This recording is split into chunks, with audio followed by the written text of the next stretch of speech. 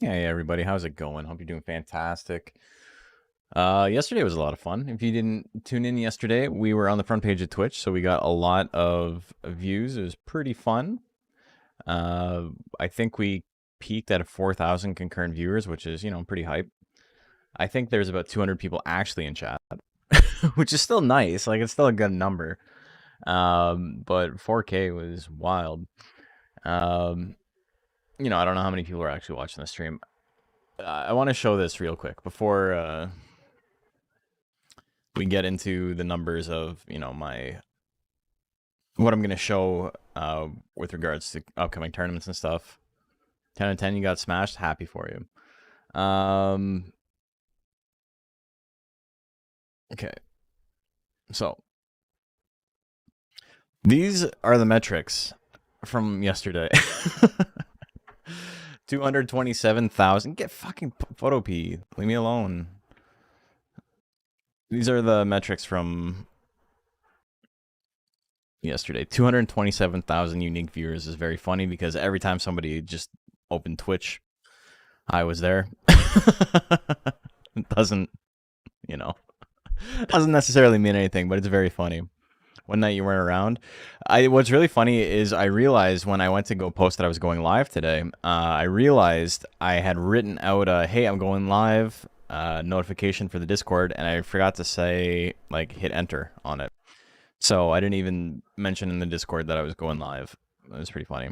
Remember the time 227,000 people watched Monster Rancher 2? It's actually crazy. That might actually be the most amount of people. That might be, like, better than German numbers. I'm just saying. The only time in English, I would say at least, because like we were talking about yesterday, there was a race at RTA in Japan, which is like Japan's big annual speedrunning convention, and kind of like their awesome games done quick or whatever. And there was a race that had 50,000 people watching, so it's a little bit bigger in Japan than it is here. Juggernoodle made it to round 2. Took a round off an ultra top tier. I've literally never been prouder of him. Hell yeah. No gambling last night? What do you mean? We had bets on everything. Okay, let me open.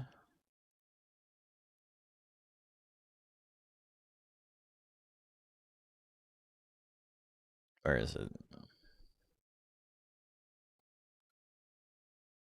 It's hidden. Unjustifiably in a position that I'd rather not be in.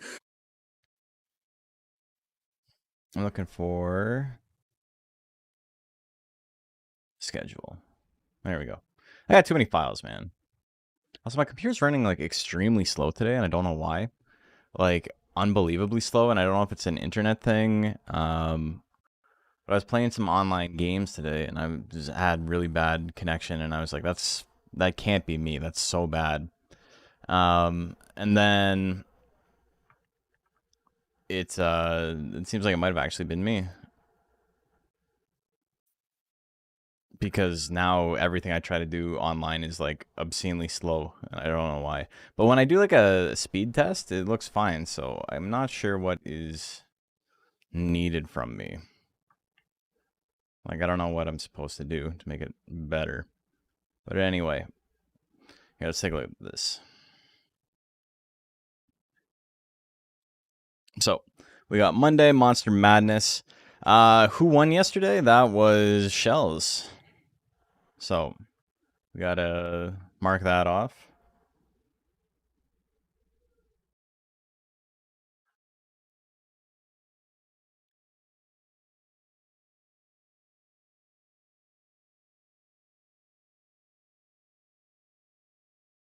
Is it Shells J? Is that how? I don't know. We'll just we can call them Shells. I know Bob wanted red color. I can put that back in.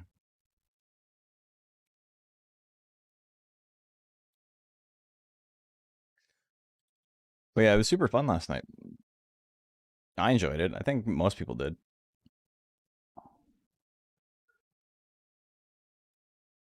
I want to play video games. There we go.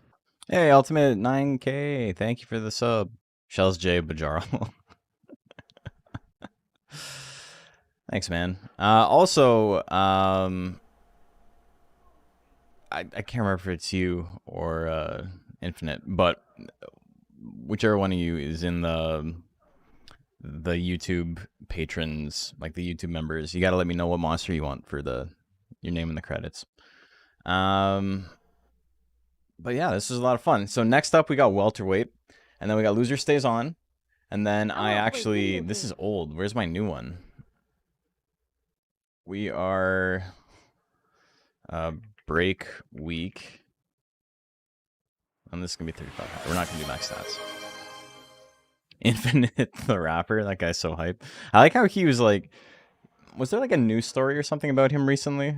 Because I've seen his name like pop up a lot in the last couple of days. Is he from Toronto? He's from Canada. Barry Queek. There we go. Thank you. We're gonna make shells.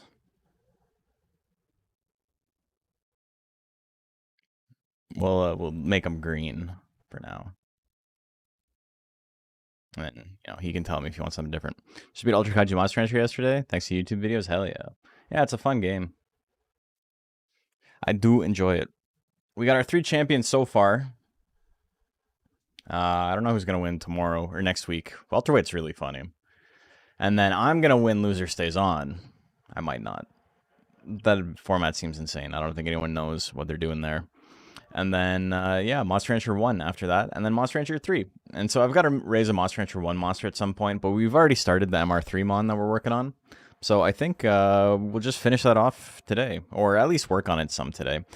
It depends on, like, what traits and abilities and stuff I can get, and if I don't really get, like, a good combo of stuff, I might, use his heart and, like, make another tiger and go from there. Tommy Hamburgers is everyone's favorite Ultraman character.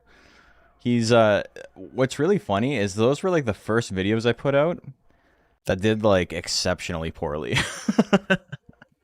Like, I had, like, the Mega Knockdown video, which I think is really good, but, it didn't do well, and, the Astaroth video I put out a couple of days ago did pretty poorly as well, but that one was expected. I just thought it was fun, and I needed something to announce that, I had memberships up, so that's why that went live.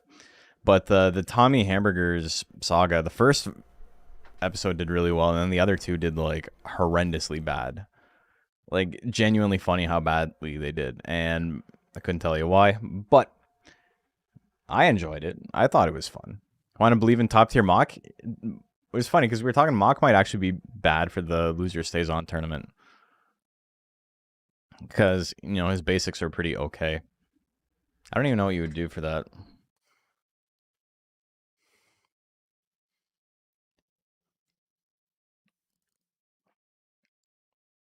I think what most people are doing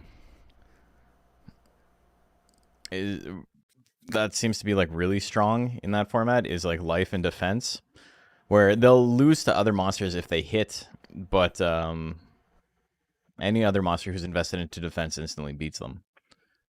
And that's like not good. You don't want to be beating them. I think my most watched video of yours is a Stay Cool Bird Boy video. That one's pretty funny. Yeah. Yeah, that was a good supercut. I don't even remember how well that one did, but it was fun to make. That's like most of my stuff, right? And this stuff doesn't do very well, but it's fun to make, and that's all that matters.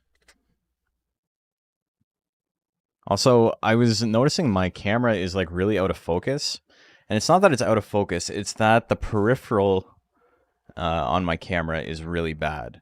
It's fine when it's centered, and then as soon as I'm out here, it doesn't know what it's doing. So I think I'm probably gonna have to change the way my camera setup is going. The only reason I had it to the side like that was for being able to show this off. So maybe we adjust it a little bit.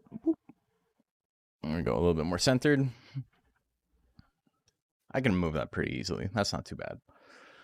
But yeah, let's get into some Monster Rancher 3. Should be a lot of fun. I do like the game.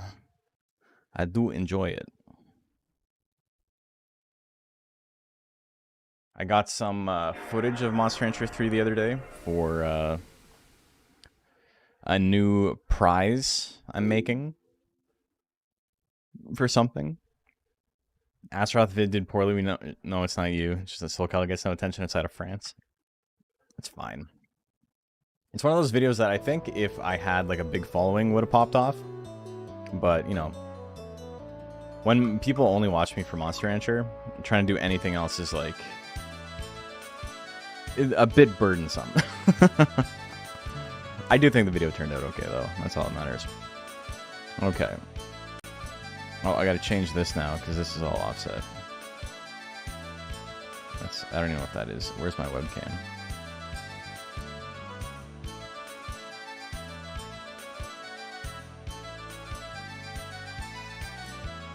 No. Okay. SoCal will have its day, man. Someday in like 2036. Yeah, it's just a fun game I wanted to play.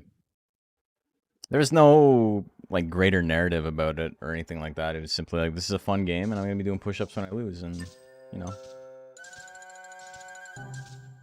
we did what we had to do. I gotta find a way to make my face not so shiny.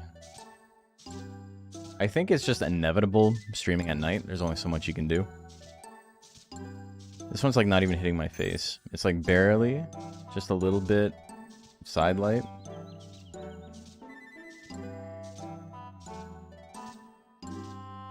Why is it so Pokemon Mystery Dungeon? I don't know. Why'd Pokemon Mystery Dungeon rip off Monster Rancher 3, huh? Okay, so we got Canelo here. A lot of speed. He is 1 month old. We got Tiger Charge, Somersault, and Tiger Force. We were going to get one more attack. I think it's the one we get from the Firestone. Let me pull it up real quick. Thought about selling stickers? Not really. I sold pins, but it's funny because I need a new supplier because... oh, here we go, getting into fucking politics again. But I used Sticker Mule to make these cute little mochi pins. I got like 2 or 3 left. If you're interested, let me know. I don't have like a storefront for them anymore or anything like that, but it's just a cute little acrylic pin. Or acrylic's the wrong word. Plastic. I guess it's technically acrylic. I don't know. But yeah, it's just this little low-key mochi pin. It's just pink and green, and people bought quite a few of them. I've got like 2 left. I'm probably just gonna keep one for myself. But yeah, Sticker Mule kind of went crazy online in like a big like just like when the assassination attempt happened on President Trump, they made a huge unforced error of writing like a huge like essay post about how everybody who doesn't like the president is like evil. Like just like bizarre.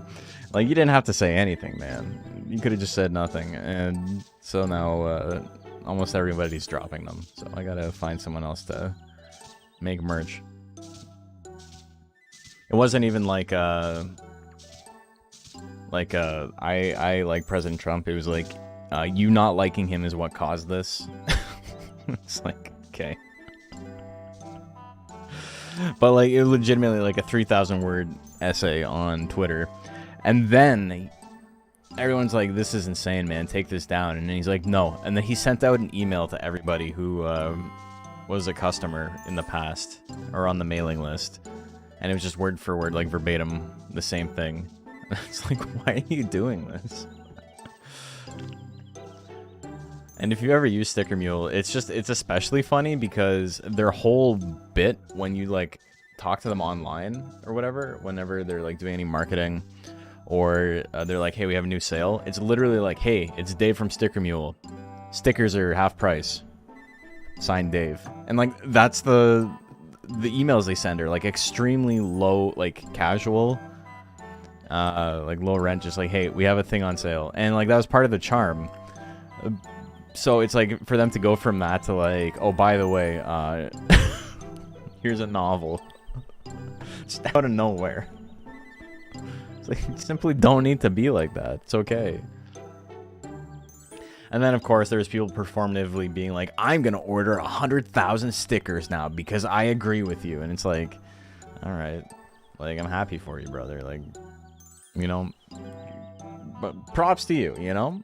Whatever. But I think 99% of people are not that embroiled in the culture war, and they just kind of don't want to be involved at all. They would rather just be like, I'm going to go somewhere else. Okay. So, I got to start recording now.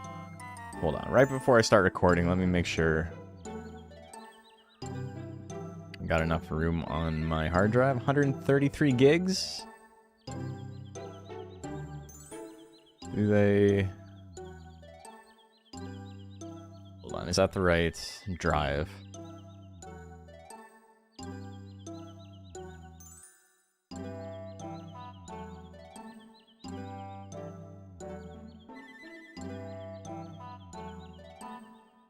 Okay, no, it's not the right drive. I have 24 gigs free. That's not gonna be enough. So let's move some of this stuff.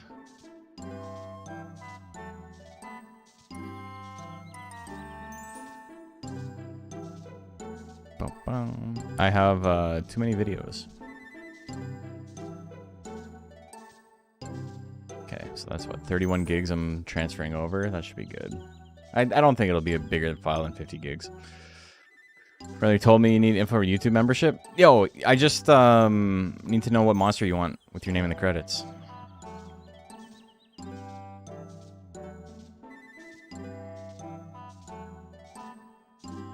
YouTube doesn't really give me, like, there's no, like, easy DMs or anything like that on YouTube, so it does make the, like, asking for requests and, like, info and stuff like that a little bit more difficult. Any reason for pins versus stickers? Because pins are fun.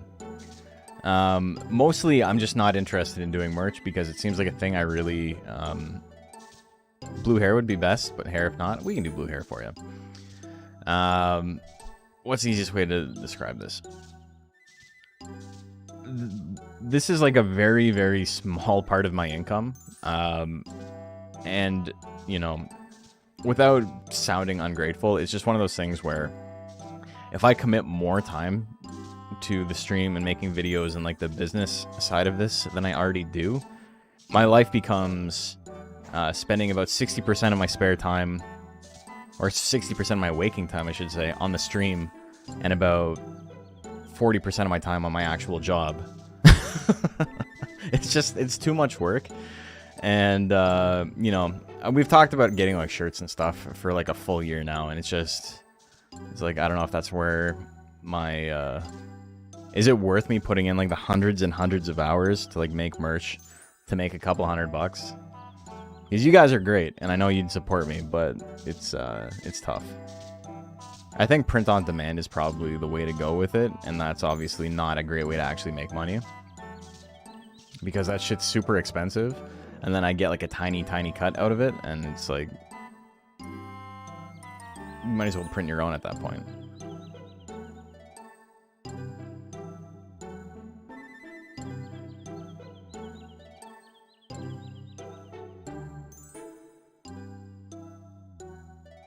Gamera and Godzilla are not choices, though. What are you even talking about? What's that even in response to? Ultra limited edition in the next Combo Breaker style event. You have to physically buy it. Yeah, that could be cool. And that's not to say I'll never do merch of any kind, right? Because I did it once. That was during pandemic when I was like in the super like grind mindset. It's so funny thinking about it now because like I am putting like, you know, decent amount of effort into my streams and all my videos and everything as per usual, but with my actual job coming back, I went through like a year of like just like really high anxiety about the channel because I wanted everything to be popping off the way it was popping off when DX first dropped, right? And I just could not keep up with my 60-hour-a-week schedule. And so I was streaming like one day a week, and I was getting like one video out every like month and a half or so. And I was still working on stuff like pretty consistently, but it was just I didn't have enough free time to make it happen. And it burnt me out really badly. So now I'm kind of just like, I don't know. I don't want to hit that level again. Which again, to reiterate, is not to say I won't ever do it. It's just I need to find a time where it makes sense for me to put that much time and effort into something, you know?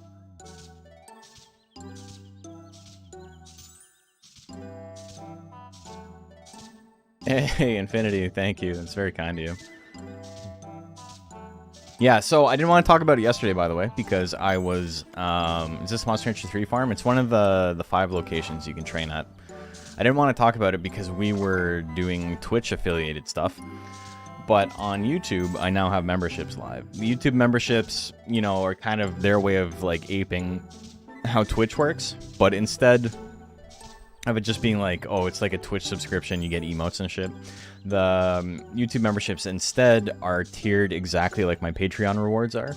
And so there's like $1, and then there's like a $4 one, and then like, I think it's like $12 American or like $10 American or something like that. And they're identical to what I'm running on Patreon, but not everybody wants to get involved in the Patreon ecosystem.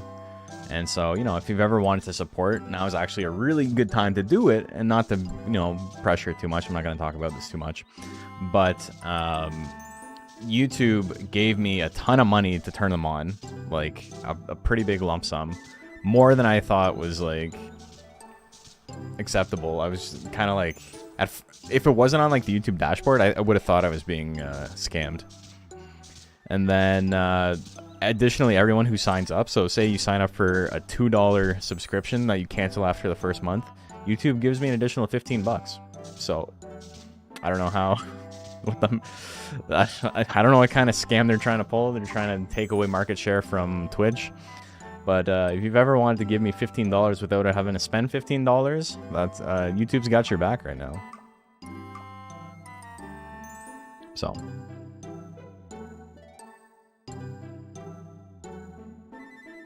It's certainly something.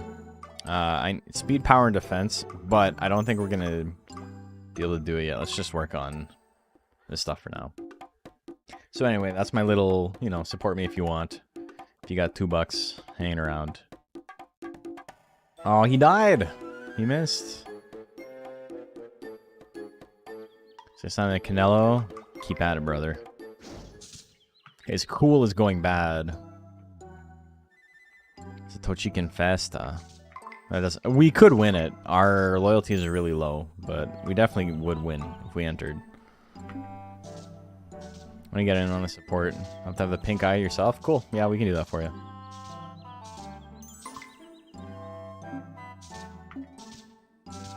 I think, like, on YouTube, it's a little bit more expensive than it is on Patreon, just because they are taking, like, a big chunk of my income with it. I don't know why. Hey, Onisuka, thank you for that. Thank you, thank you. It's like everything is like about 30% more expensive on YouTube because YouTube is taking 30%. Whereas I think Patreon is at 4%, which is still like, you know, a lot for the zero they offer. But yeah, it's literally free money. It's a free money cheat.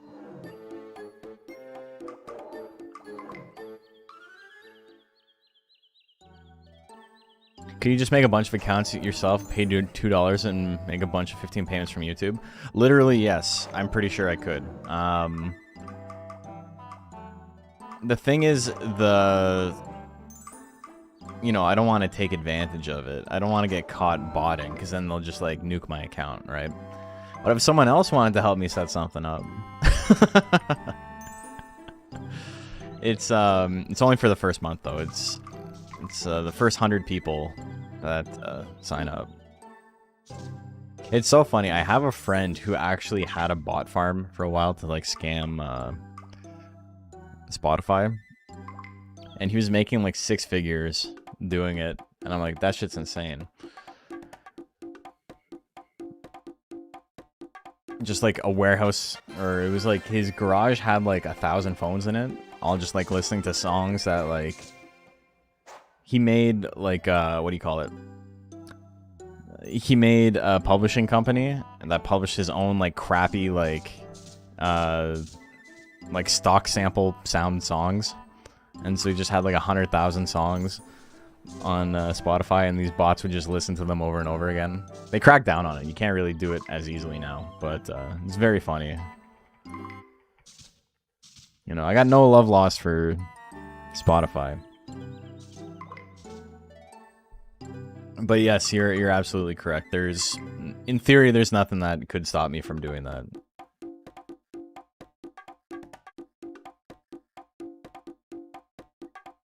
Took me a minute to respond because I was making sure it was Pink Eye, not Pink Suezo. I mean, in Monster Rancher 1, it's Pinky. I'm pretty sure. Keep at it. He's failing a lot, but that's pretty standard for baby monsters in this game. They love to fail. It's their favorite thing in the world.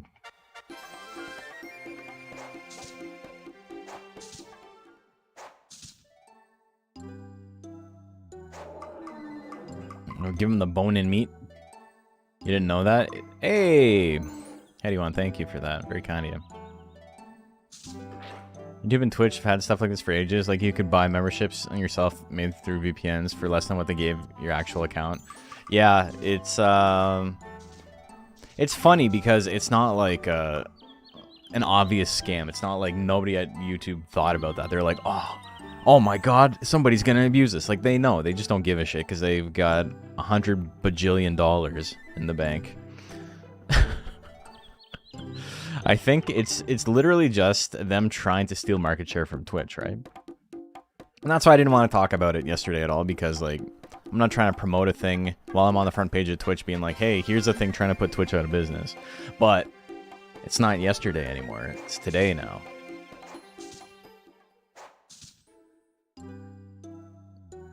It's going to be a little while before I see any of that money, because I think it's net 60 on top of when they end the promotion, and the promotion ends at the end of September. So I'll probably see the money in, like, December.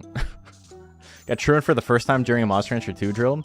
That just means your fatigue is really high.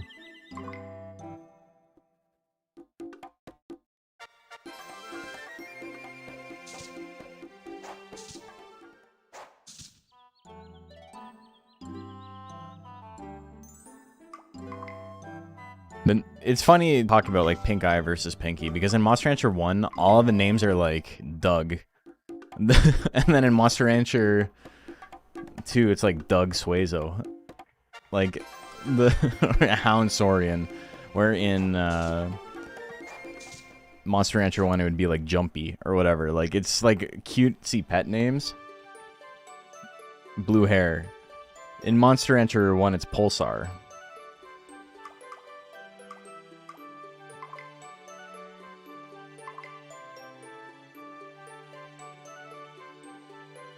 But one of my favorite... Well, I don't know if I prefer the first name or second name better.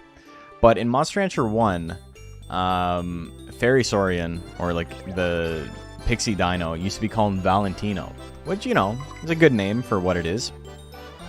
And then in Monster Rancher 2DX, or 1DX rather, when they re-released it, his name is not Valentino anymore, and I don't know why.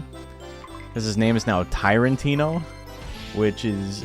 like, not a bad name, but just completely out of step with the other naming conventions of Monster Rancher 1. Like, you got Tyrantino and Pinky and Rocky and Stoner. You know, the classics.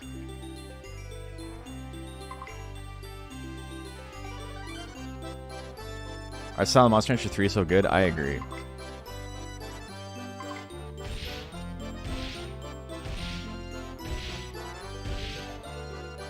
So in this game, all of the techs you get start off kind of weak, and you can level them up. Some are obviously better than others still, but you spend time and effort on these little adventures that happen once a season to level them up. And realistically, this is one of the fastest ways to, like, get your monster jacked with, like, stats and all that fun stuff. But putting your monster in the freezer in this game drastically reduces the amount of stats and experience they get when training techs and stuff on their first venture after they become unfrozen. So they knew you could spam that shit to be, like, uber powerful, and they're like, we gotta put some kind of safeguard in place. Stone Dragon being called Jihad, yeah, that's a funny one. I like that. Aside from the new hair design, 3 looks great. The hair design is really bizarre. Oh man, I saw this art on Twitter the other day. I retweeted it. I'm sure some of you guys saw it. But it was this person drawing their favorite beetles from like different like media they enjoy. And so there was like a Hercules beetle and a stag beetle from like the different, you know, animes and games and things. So it had like Metabee and Rokusho from Metabots, and like Boomer Quanger and Gravity Beetle from Mega Man X and stuff like that. And then it had Beaklon and Antland from Monster Rancher. And I'm like, that's pretty sick. And I really like the art style, so I didn't say anything. But I'm like, Antland is supposed to be an ant, right? Like, Antland's not actually a stag beetle. Like, very clearly an ant. He's got the thorax. Like, I don't I don't want to be that guy, because the art was sick as hell. But I'm like 99% sure Antland's not a beetle.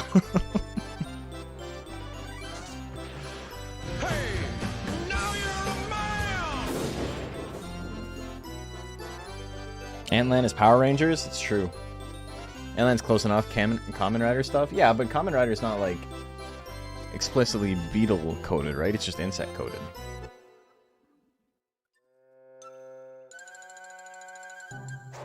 All insect, just big or small beetle? You know, I'm not gonna argue with that. I think you're spitting.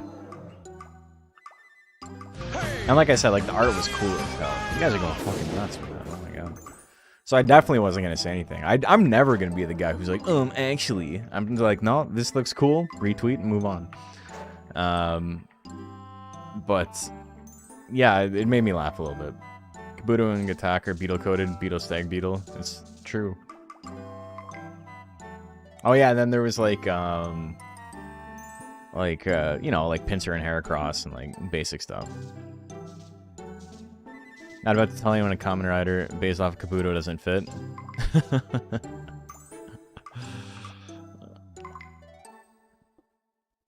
Antland is meant to be an antlion, which is the larval form of a type of insect that looks like a dragonfly. Yeah, it's... Yeah, exactly. But it has, like, more than the, like, larval, like, grub shape. It has, like, a segmented body. Like, it's got the round head, and it's got, like, a small middle, and then it has, like, a large thorax. So it's a combination of, like, just different insects, I think. Which, you know, that's what good design does. You just kind of make your own thing. Trapinch versus Antland death battle. Just a regular Trapinch. He'd, like, get his ass beat. Wouldn't Antland always win? What's he gonna do?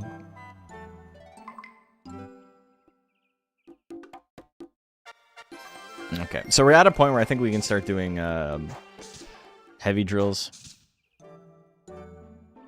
Our goal with this guy... I don't remember if form does anything in this game. Does form affect stats? Where's Lexi when we need her?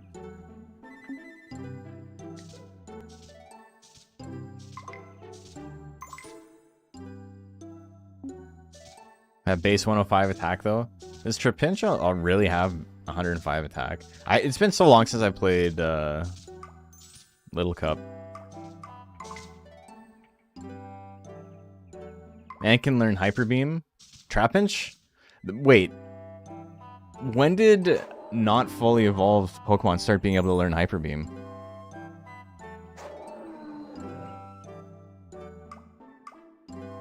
When did that happen? Still, base 100 is like... It's a physical Ghastly. It's literally shaped kind of like an ant person, but the pincer shape on his forehead, the antlion, still totally not a beetle. Yeah, so he's one of the first.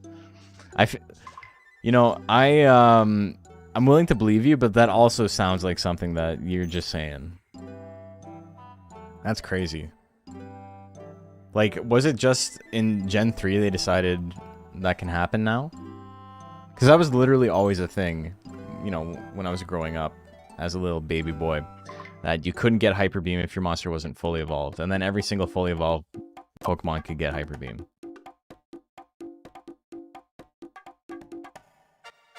Alright, we beat his ass. Dratini could learn in RBY. I'm like 99% sure that's not true. Dratini could always get it by level up. Maybe that's the only one.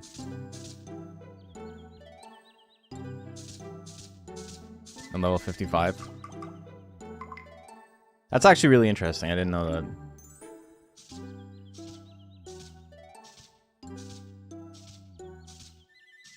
Gets Hyper Beam just looked in DB. Cool.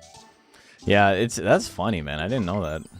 You can pass down crazy moves via breeding and delaying evolution. No, I'm aware, but in Gen 1, you know, everybody and their mom would use the Cinnabar glitch to get 1 billion copies of Hyper Beam, and then they had to actually evolve their Pokemon before they could use it. I didn't know that Dratini was an exception to that, though. That's pretty cool. This guy got his ass beat by moles. Became a common thing in Gen 2? Oh, that's neat. Maybe it was just Gen 1 then.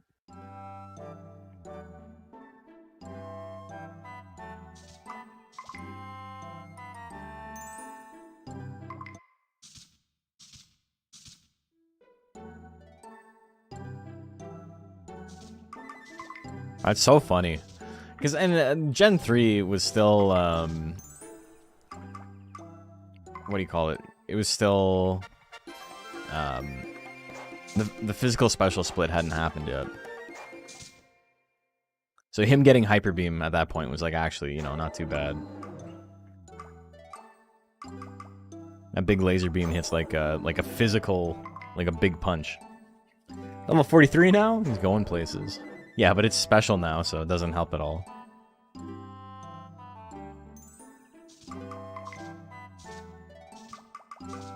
Do we try to get the Flare Stone? I think we can probably get it with our stats the way they are. Maybe not. These stats are kind of crappy still.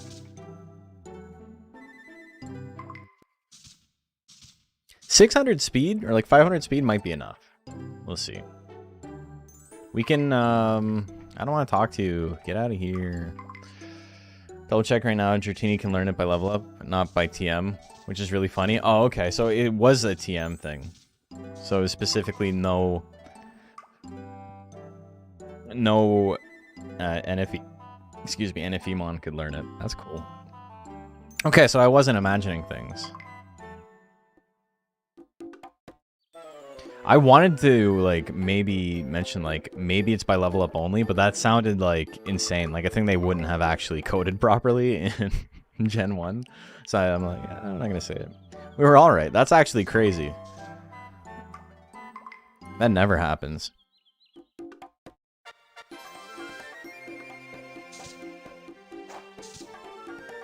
Okay, I wonder if I can make this happen. Seems a little tired. I think we'll be okay. Let's try it.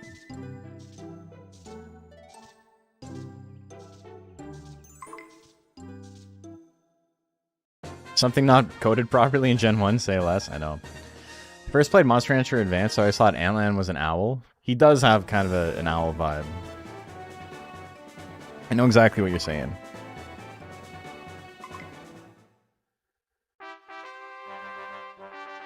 Because it looks like bushy eyebrows on his head. Alright, let's get a Tiger Force up. There we go. And now I don't take damage. Hell yeah.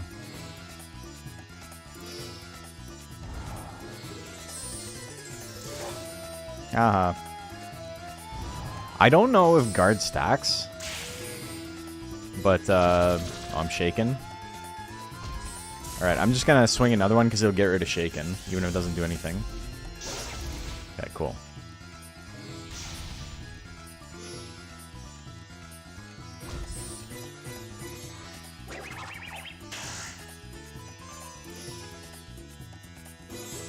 Get her.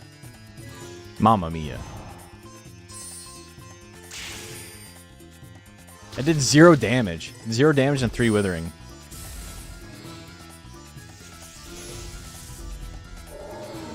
Okay, Didn't work there, that's fine. I got more speed. I've not landed an attack. And she's landed every attack. This is actually insane.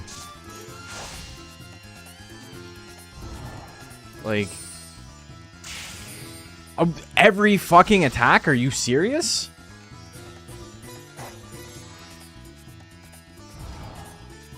This sucks, dude. What the fuck? Fast footwork my ass.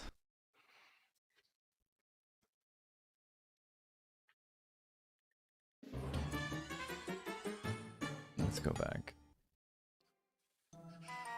Some things never change.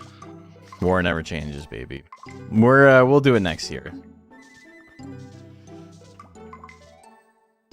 I was complaining about Kiki's Monster Entry page the other day in the Discord about Panko, the Momo question marks wiki page actually broke my brain. I just decided Panko was Momo Joker from the advanced games and fused Panko and JoJo into one monster while claiming the design is the same. Yeah, it's as funny as that is, that's less egregious than like 80% of the shit on the wiki. But yeah, you're right to be frustrated by that. Game decided my death. It did. That's like when Canelo lost to Mayweather. Oh my god. Call that shit an aptonym. Self-fulfilling prophecy, man. Nobody got hurt, but Canelo lost. Magic Hour returns. Do you think they'll keep the name Magic? I think Magin is probably the better name for it.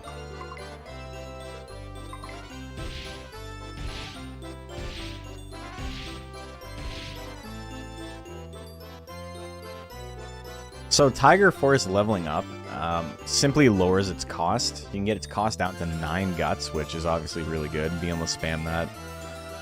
It's a decent way to run down the clock. Do you think the person heading that site just played DS and decided it's their favorite and based everything off that?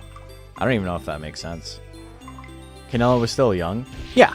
I mean, him losing to Mayweather is not indicative of anything.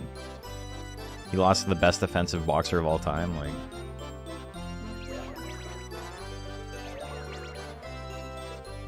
Canelo's a fucking beast too. It's crazy because like he is not a tall man. The people he's fighting, and he keeps moving up weight classes too, right? It's funny because my coach and I were talking the other day about how I used to fight. I fought one super lightweight, or you know, junior welterweight, whatever you want to call it, and it was just too tough for me to stay under 140. And then I fought 3 welterweight fights, and I was like 145-ish, and you know, I could have been 148, but that's, I think, it's 147 or 148 where it stops. But, you know, I was comfortable in that weight. And when I was fighting, I was 5'7" at the time, I think. Like, I was probably about the same height as I am now, like 5'9". I don't know if I grew after I was 17. That's when I was boxing. But the fights I had were against people who were like 5'11". So it was like, I had to get in there. Big fan of Canelo for that reason. Bob Holly? Yeah. Hey, Zero Virus. Thanks for the follow. The Canelo and Triple G fights, yeah. I'm a big Canelo fan. I think he's great. Powerful. He's smaller than everyone else, which is always cool. You know, it's like Tyson vibes, kind of. Except he seems like a little bit less insane. Oh, I gotta do a fight? Fighting lowers your lifespan.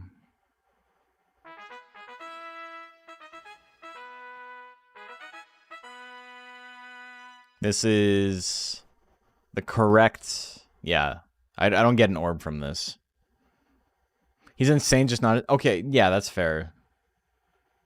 He's simply not at that level, which is completely understandable because that's like a level of sociopathy that like most people don't ever have.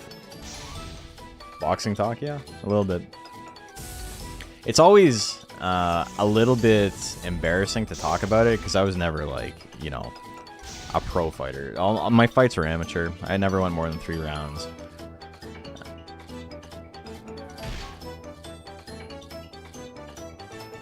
One of these days I'll dodge something.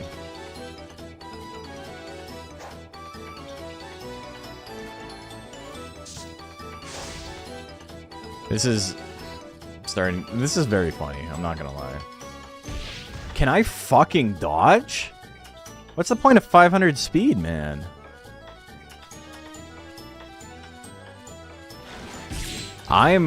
This is insane, dude.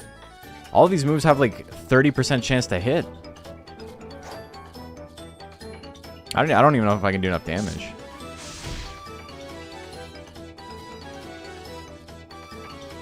Makes me ask, do I even drink coffee? Yes, a lot. More than is probably healthy.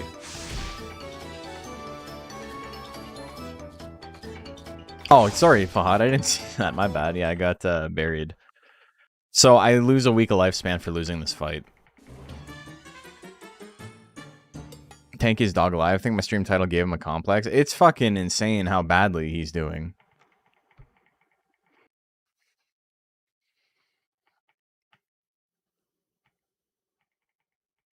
And, he's hurt? You can fuck off. Are you serious? He didn't even get KO'd. What? This game's stupid.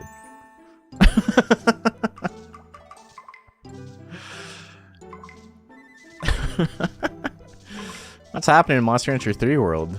Always happens if you lose a fight? Scripted loss. Yeah, scripted loss. Alright. Let's level up Tiger Force a little bit more, though. His feelings got hurt? It's true.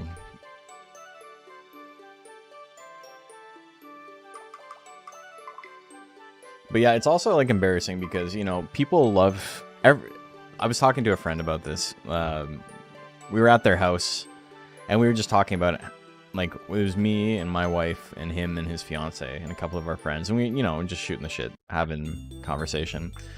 And we're talking about how, like, as men, we just, like, don't feel scared outside ever. And we were just talking about it. And it came up that I was like, I don't think, in, like, every scenario, every man is always like, I think I can win a fight against that guy. And so, you know, talking tough is, like, really embarrassing to me because everybody does it. Everybody thinks they're the toughest guy. And, you know, I've been in the ring. I've been in actual fights in my life as well. And that shit's, like, mostly not a lot of fun.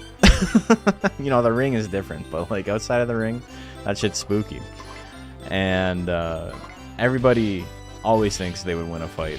And so talking about boxing and stuff like that, I find is a little bit embarrassing because I don't want to, you know, sound like one of those guys.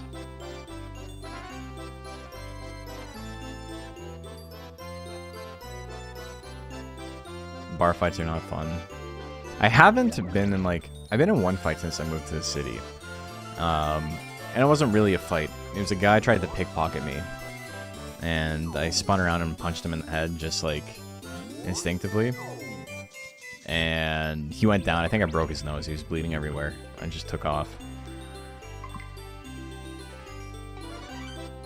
And then, oh, there's another time, too. I was walking home from work and a guy hit me with his car. He, like, tried to stop and the road was icy and he slid into me.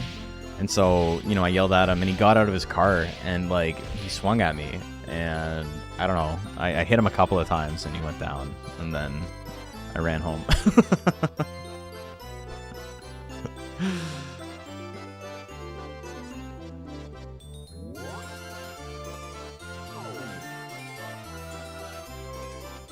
He was like an old Italian man or something. That's all I remember. His hair was, like, greased back. Like, he was like a stereotype. Got out of his car, yelled at me for him hitting me with his car. And then, like, he tried to, like, slap me in the ear or something. If I remember correctly. I don't know. This was like 10 years ago. Tiger feels like a shiny tiger in Pokemon? Yeah, kinda. It is a special breed of tiger. Good old masculine bravado. I mean, seriously, 10% of people think they can handle a grizzly? That shit is crazy. I saw that.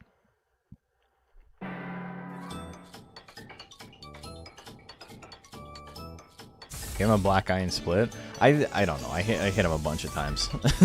Then I just left. And he was on the ground and I'm just like, I'm going home. Before this becomes a thing. I'm not to mess with the man with the bones of a moose. And like, neither of those were like smart. Like I could have easily got hurt in both those situations. But you know, fight or flight kicks in and it's not always the most rational decision. Also, again, haven't dodged. I haven't taken any damage. Alright, we're gonna win this. In the US, you need to worry about getting shot. Yeah, it's a little bit different in Canada. He's dizzy. Alright, bud. Time to get smoked. Can't wait till I get an attack that actually does damage.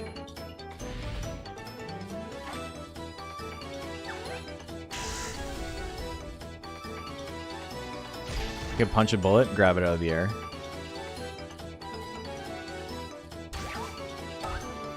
I actually can't believe how... Why is it so likely to get hit? I don't know. He did no damage. That was pretty funny, man. I'm not gonna lie. I had to diffuse some bad situations while bartending, which is always very funny because I'm like 5'5". If you put your back into it. Guard prevents damage. Guard just drastically increases my defense. And the way the damage calculation works in this game is it's just possible to do 0 damage if your attacking stat is much lower than your opponent's defense. It doesn't scale as hard as like Monster Rancher 1, but it does eventually get to a point where like if the gap is too big, like you just simply cannot do damage.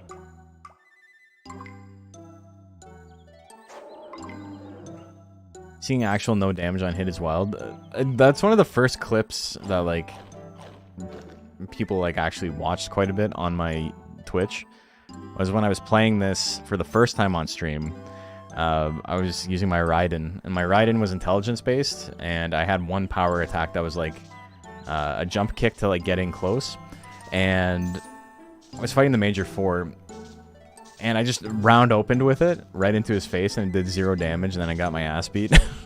It's like fucking cartoon. Like, you dive in on him and he just like swats you away. Feels so awful. If I slid on the ice and hit someone, I couldn't imagine getting mad at them. I know. I don't... That's what like set me off, because I was already like agitated, obviously, because I got hit by a fucking car. I wasn't like hurt, but I was just like... Bro, what the hell? And then, you know, I don't have the best temper. So when he started yelling at me, I'm like, all right, I'm not dealing with this. Should have been coded to at least return 1 if damage is 0 or something like that. Yeah, no, just have it round up to 1. But it does mean that you can't KO with off-stat attacks in this game. So stuff like, you know, we saw Gas get a bunch of KOs yesterday doing 1 damage. That can never happen in this game. Monster Rancher 1 doesn't do it either. You can't KO with off-stat attacks in Monster Rancher 1, which makes intelligence builds just in general really bad.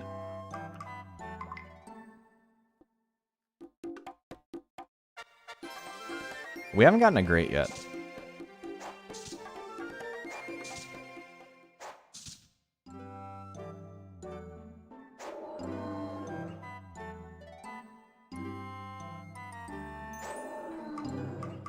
Yeah, so Tiger will be getting some better techs in a bit. We just... Man. He like doesn't need any of this. That sucks.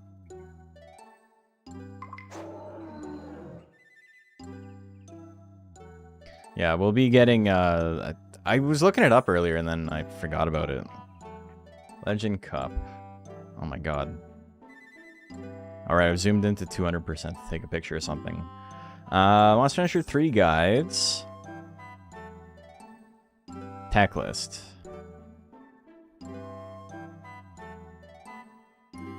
Is it Step? It's not Thunder Bash. That's not what we want. That's an intelligence tech. Tiger Combo, 50 Guts, 48 Force, -2 hit, and Stun, 16% Sharpness. And then the Aurora Stone is Tiger Step, which is 40 Guts, 40 Force, -9 hit, but 45% Sharpness. That's pretty crazy. It starts at 35 and -14 hit, and it eventually gets cranked up to -9 and 45. That's pretty good. If I could get Thunder Lore or Thunder Secrets, Tiger Combo would be better.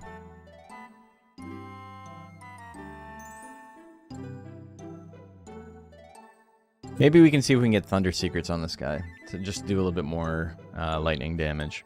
And then -2 hit. It's a big ask, but Stun is great.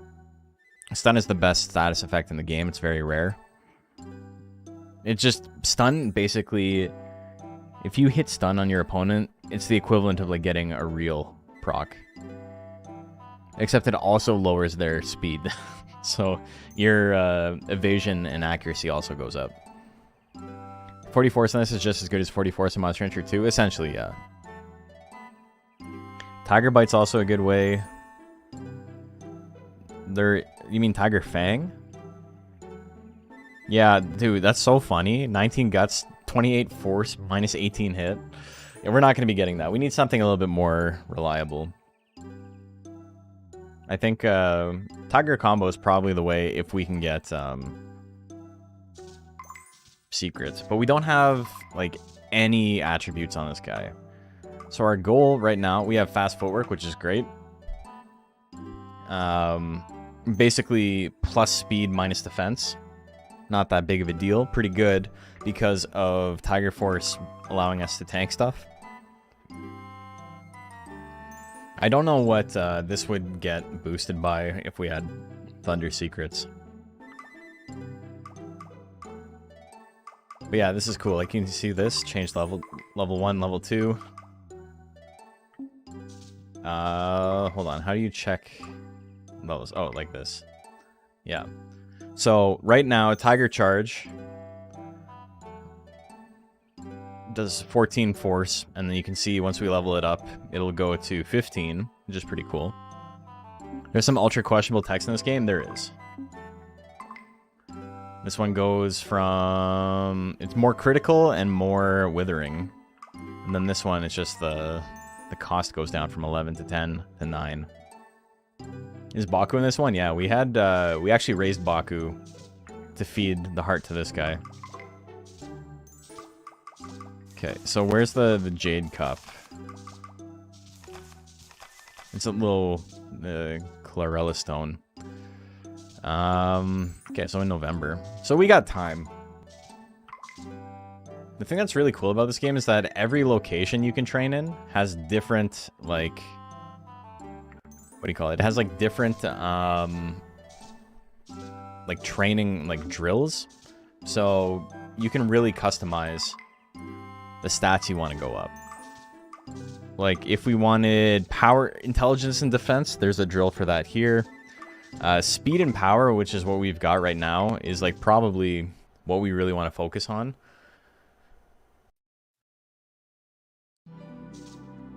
But if I went here...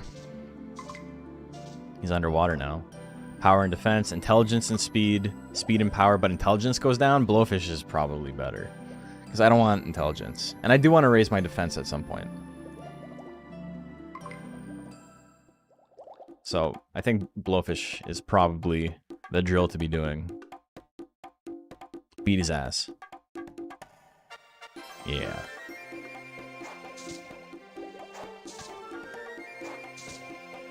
I have to think carefully, though, because if I max out my speed, and then I don't have any other drills that, like, don't raise my speed, it becomes a little bit complicated in how I'm going to get the rest of my stats up. What's the rule for this? Is it 3,200? So you don't need to go to 999 in this game. Stats max out at 950. I'm probably going to do 950 power, 900 speed. A little bit less speed, I think.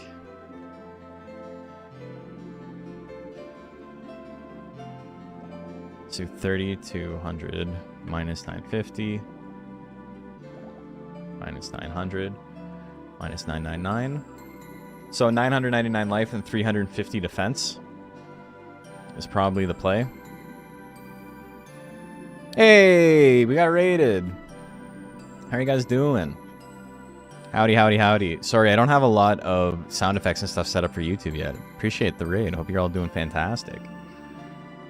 How'd the stream go? I want to play video games. Hey, Onisuka, thanks for the sub. Very kind of you. Good? Hell yeah. Yeah, we're playing a little bit of Monster Rancher 3. What were you doing? What were you doing over on your stream? You playing Splatoon 3? Well, 'tis the night to be playing the threequels, I suppose. Not living like that anymore. Stop blasting me with ads. How are they even managing that? What kind of ad I ever seen since I started using Brave? Yeah, I don't know, man. It's Twitch ads kind of blow. Quick question. Do you use Silver Peach first and then Gold Peach? This is for UKMR. So basically, UKMR works a little bit differently than the other Monster Rancher games do with regards to feeding the Peach. In Monster Rancher 1 and 2, it reverts your life stage by X amount of weeks. So a Gold Peach would put you basically 50 weeks back, and Silver Peach would put you 25 weeks back. But I'm pretty sure the way a Gold Peach works and a Silver Peach works in UKMR is it extends the rest of your lifespan. Gotta go. Have a good stream. Hey, thanks for tuning in. Appreciate it. Thanks for the raid. Just use both as soon as you hit Prime. Yeah, exactly. Because it like lengthens your lifespan outwards as opposed to like reverting your lifespan.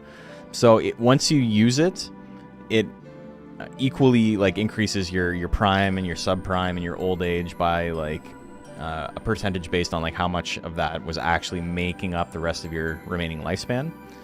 So you want to feed it before you hit Prime, or like on the first day of Prime basically, because that gives you the biggest boost to your additional like good stacking weeks. So as soon as they say like, hey, it's in its prime, it's looking mighty fine right now, then you just feed them the Peach 1 week and then the other Peach the next week.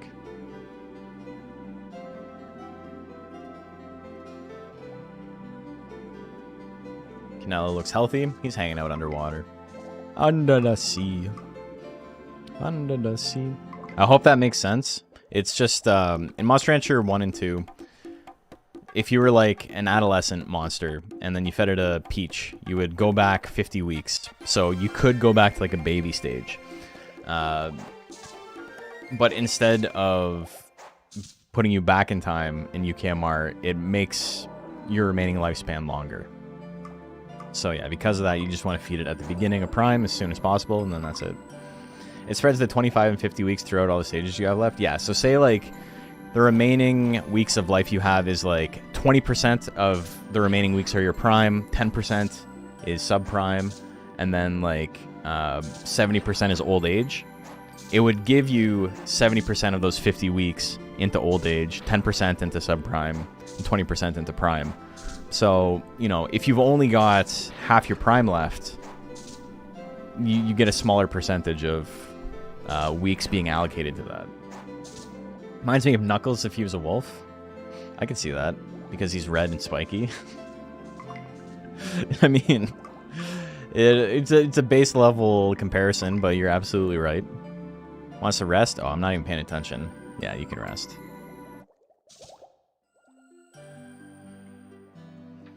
Canelo's full of energy.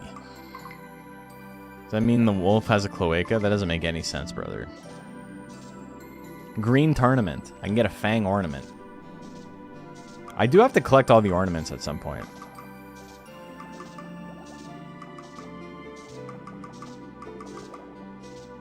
But maybe not right now.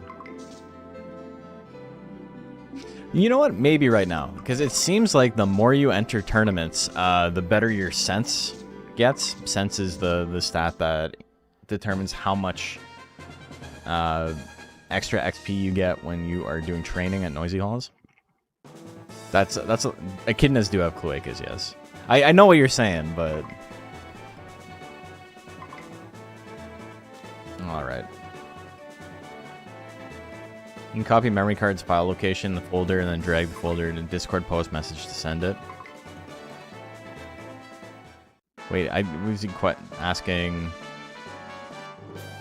Submit monsters photo evidence? No, yeah, I'm not building this shit. You just copy the memory card file over and then send it on Discord.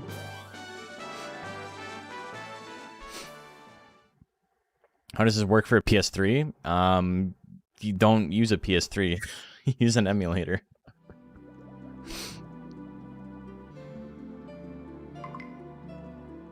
Thought it was being made fun of. We didn't even have to fight. I don't even know if that counts. I'm sure one tournament's not going to change my sense, but yeah. I mean, you can do it, but you need a Dex drive and a computer that has a PS2 port, and not, you know, by PS2 port I mean the actual port and not, you know, a PS2. You need some sort of device that can read the memory card if you're playing on like PS2. And if you're playing on PS3, I don't even know if there's a way to offload your files, but if there was, to be able to put them on your computer or whatever from the hard drive, I'm sure you could make it happen. It's just I don't know how to do that.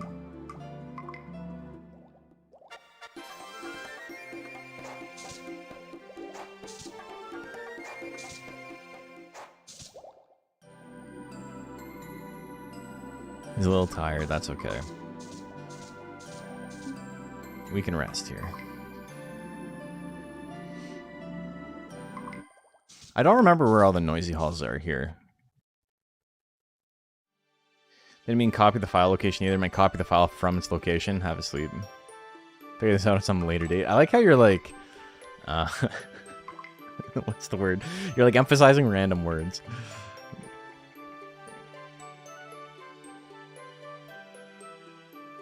Okay, there's one over here.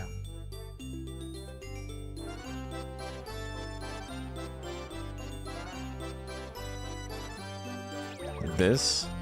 I don't know if this is the noisy hall. Do that sometimes? It's alright, I forgive you. It is the noisy hall. We're just gonna work on maxing out Tiger Force and then we'll work on something else after.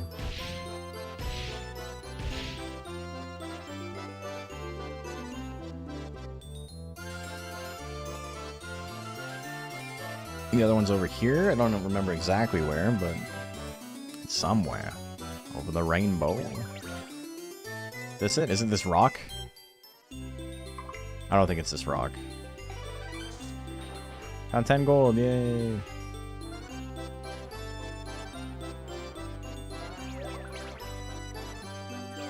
It's this, right? There's no air down there? There is, actually. They make, when you first show up down here, they're like, wow, there's so much oxygen. It's like I'm breathing on dry land. Money's always good. 10 gold. It's like completely useless. Technically, it is more than I had when I started, though. You're right.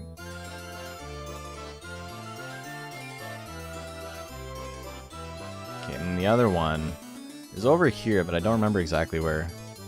Go buy yourself a bubblegum with that. Put it in your hat.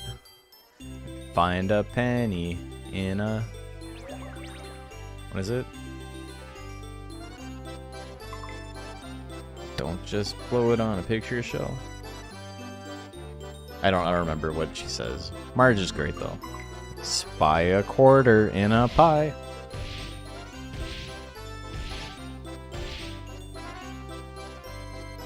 Damn, that's still not enough to level it up. That's crazy.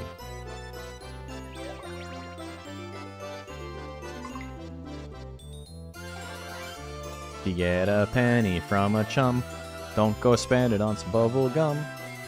Put it in your cap. Put it in your cap. Cool thing about this place is that if there's enough oxygen in a liquid, we can breathe the liquid. Problem becomes, how do you get it out of your lungs? Yes, there's a question for the ages.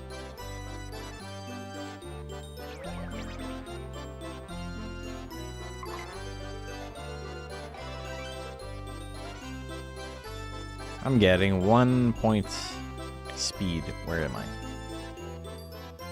Let's talk to the big octopi. Hello. Bro, there's like nothing left. Come on.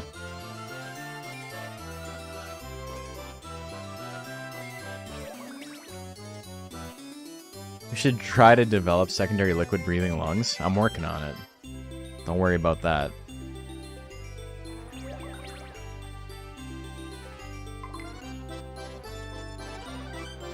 Big scale. He feels very refreshed. Alright. So, we lowered some of his stress. Not too shabby.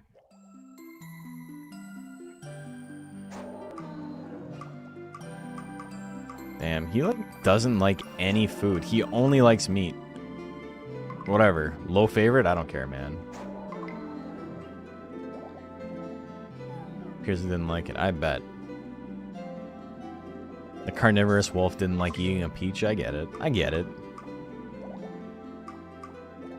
Alright, let's beat up some more blowfish. 19 speed? Not too shabby. He's a real Texan? Yeehaw.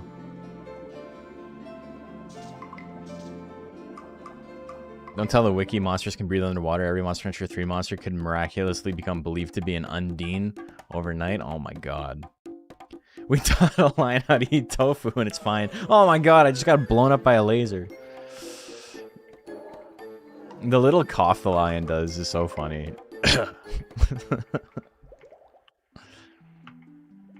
Most maritime Canadians drink like we have liquid breathing lungs. I've never had Screech. I've always been interested because, you know, people love to talk about alcohol that tastes like ass. And like, you know, it's funny, but lots of alcohol tastes really bad. I can't imagine it tastes significantly worse than, you know, just straight other alcohol. Yeah, most alcohol tastes like ass, yeah.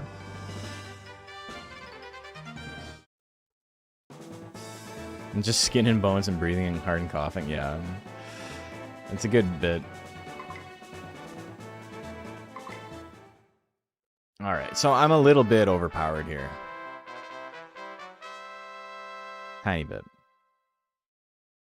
We're still gonna flex on him with the Tiger Force.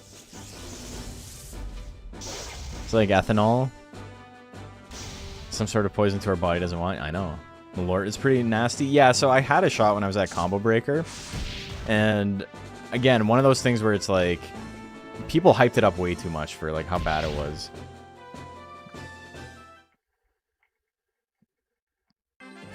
It's not great rum. I'd still rather have it over White Captain Morgan. I like, is it worse than like Polar Ice? Like, I know that's vodka versus rum. It's not the same thing, but like Polar Ice is like the worst alcohol I've ever had in my life.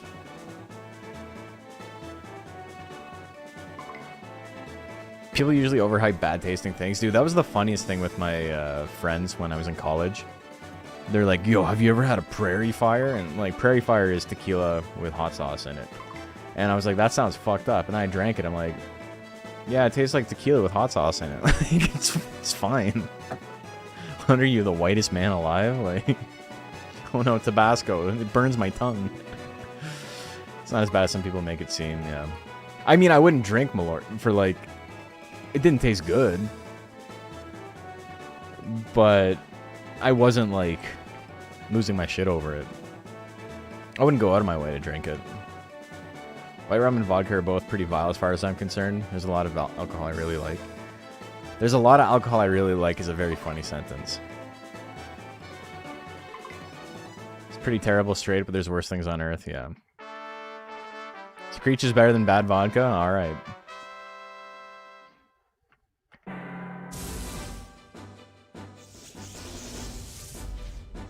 Poor Canape. Literally spent the whole match being a foolery. Yeah, I know. He wasn't even trying. Tough skin, eh? Kinmon. I still can't dodge. That was a crit. Welterweight drop stats got up to 100? Yeah. I figured we'd test it and see if it makes a big difference. I can't believe I'm still missing. Like, what's happening here, man? What are we doing? Also, Beaklon's got just an insanely fast guts regen in this game for no reason. If they made a fireball that was pumpkin spice flavor, white women would go extinct. It was so funny because, like, who was it in chat? They're like, I really like fireball. Like, that's Canadian, right? And I'm like, yes, it's a thing that's like, it's known to be like a party drink for teenagers.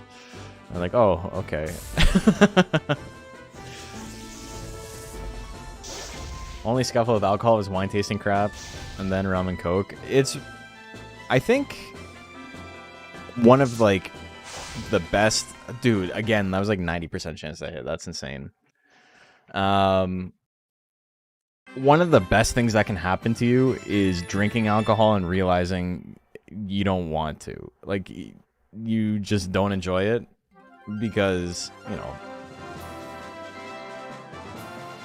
it's fun to get drunk, but like, it's absolutely okay to never ever experience that. It's not like, you know, make or break for the human condition. I really like Fireball the Wizard, probably. Me on my first day of mage school.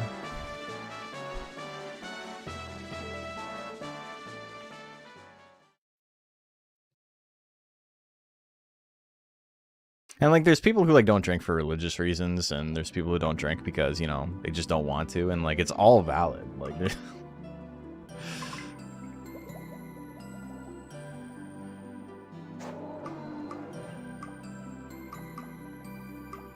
I do enjoy me a drink from time to time, but it's almost entirely socially. Like, I don't really drink of my own ever. If I'm like in the mood, I might go to the grocery store or whatever and get like 2 cans of like Radler or whatever. Radler is like a half and half beer and like juice mixture. It's usually grapefruit. So that's like, it ends up being like 2% alcohol. You could drink, you literally couldn't drink enough of them to get drunk. You would like be bloated and like die from like having to like drink like 50 pounds of liquid before you got drunk on it. But alcoholic lemonade is all right. I mean, I really like cocktails. Like, we have a cocktail bar here, and one of the funniest things to me is people who like talk shit on cocktail bars, because you go because you're getting like a custom made drink that is like, takes like effort to put in that you're never gonna make yourself. And they're like, oh, $20 for alcohol? Like, so yeah, man. I'm a grown-ass man who has a good job and can afford to spend some money, like, once a month with friends. Sounds like Four Loko Light. It's like, yeah, it's literally like if a Four Loko was good for you. Like, if it had health benefits. That's kind of what a Radler tastes like. I haven't been drunk in a long time just because I think drinking alone isn't very fun. Now that all my friends are older, no one wants to spend the night anywhere nowadays. I'm pretty much a social drink now. Yeah, that's kind of what I'm like. But, like, there's this place we go to in Toronto called Grey Tiger, and they do... The drinks are, like, they're pretty pretentious, but they're good as hell.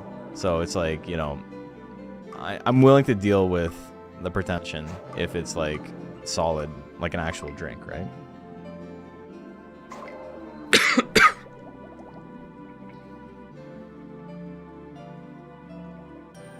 Buddy's a bartender at a fancy place. I don't drink often. Sometimes it's fun to go and just work and have something fancy and chat. Yeah. It's like anything else. It's like going to like a fancy restaurant.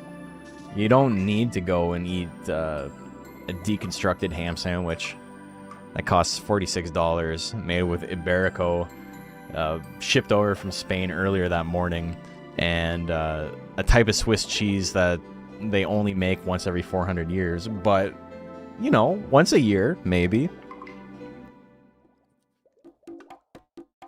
Card shop I go to is right next to a pretentious taco place, but damn, the tacos are good. That's the worst, when it's like, I want to hate this, because I think it'd be cool to hate this thing that is, like, overhyped, but it's actually really good.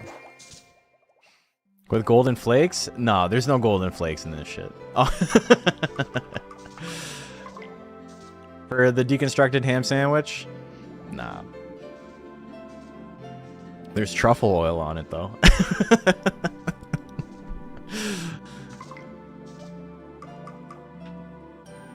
It's like hipster white people tacos, but they got it unlocked somehow. That sucks, man. I know exactly what you mean.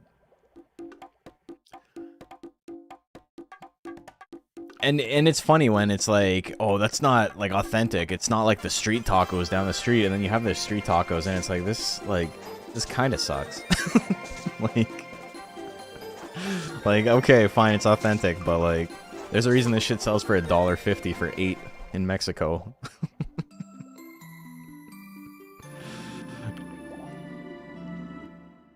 I love Mexican food though.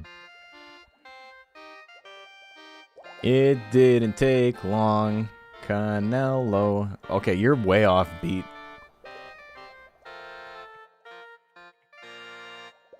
Now you're strong. Alright, not even trying.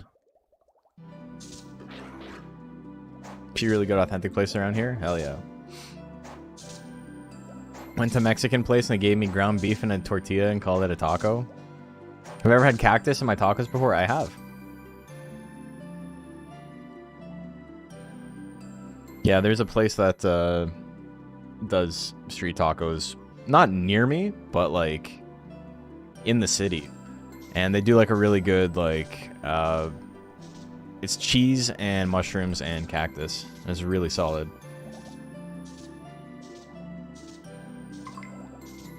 I wasn't paying attention to if he's tired or not, but yeah, he would be.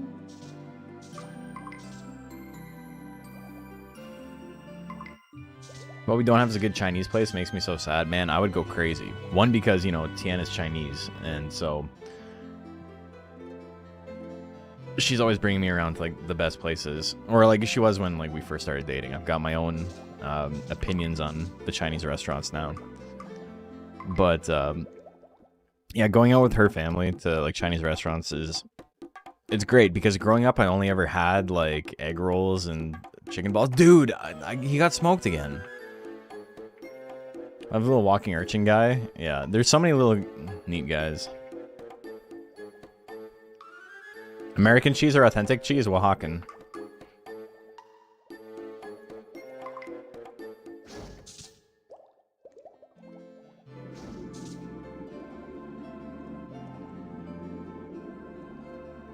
Is it your favorite region? I really like goat, or goat.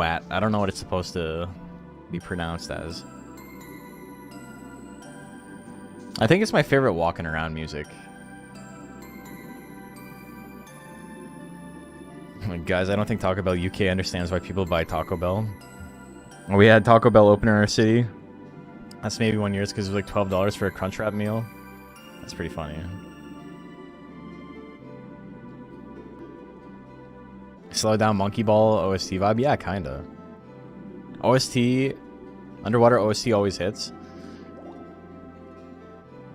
There's a lot of theories on why that is, but, you know, oh my god, just so many, like, things back to back I gotta mash through here. Is there any positive to being mean to your monster? It can help change their traits.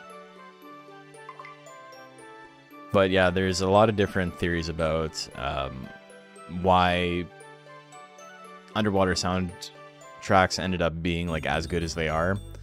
And, like, you know, there's ideas of, like, well, you know, underwater is, like, normally a pretty foreign area. Like, we don't know a lot about underwater. We're not comfortable underwater. And so the vibes are, like, really, like, muffled and, like, ethereal because of that. And then there's the idea of just, you know, sound not going through water as well. So high-octane music doesn't work in that setting. And that's kind of how we get the tropes about water music that we do. But also just, like, water levels in general. This is, like, an exception because it doesn't matter. It's identical. But lots of water levels, like, everybody hates water levels in, like, platformers and stuff because it fucks with your ability to move, right? And when you feel like you don't have full control, like, things get frustrating. When I think about, like, you know, like, Mario levels in water is, like, it's not as tight as the rest of the game, and so people hate it for that. But then even, like, in Metroid, in Prime, you have, like, the Phendrana underwater shit, and it's, like, legit terrifying because there's a bunch of enemies down there that are like pretty hard to kill. But then additionally, like, your movement is just completely tanked. So you end up in a position where it's just, you don't have the ability to do the things you normally do. You're gonna say something, but you forgot? Happens to the best of us, brother. Okay, where was the other one? It was over here, right? In the corner? Yeah, this tiger breed's really cool. OST is covering for the gameplay? Essentially, yeah.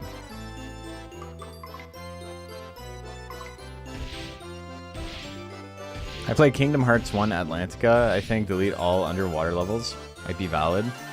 Okay, so that kind of sucks. I think Monstro is maybe the worst platforming level I've ever played in any video game in my life. To the point where it completely, like, is enough to tank my entire opinion on Kingdom Hearts. That shit is awful. Like, I don't think I've ever played a game and had as, like, little fun as during, like, the Monstro level. And it's not like, oh, you were a kid when you played it, like, try it again as an adult. I didn't play Kingdom Hearts 1 till I was 20.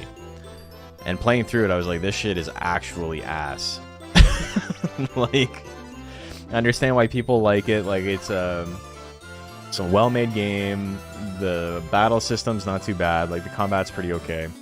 But I mentioned this in the DQM Monsters video, where I talk about how the platforming in it is, like, really bad, and it feels kind of just like a PlayStation 2 game where they're like, well, we're moving around in 3 dimensions, so we got to give you some stuff to jump over.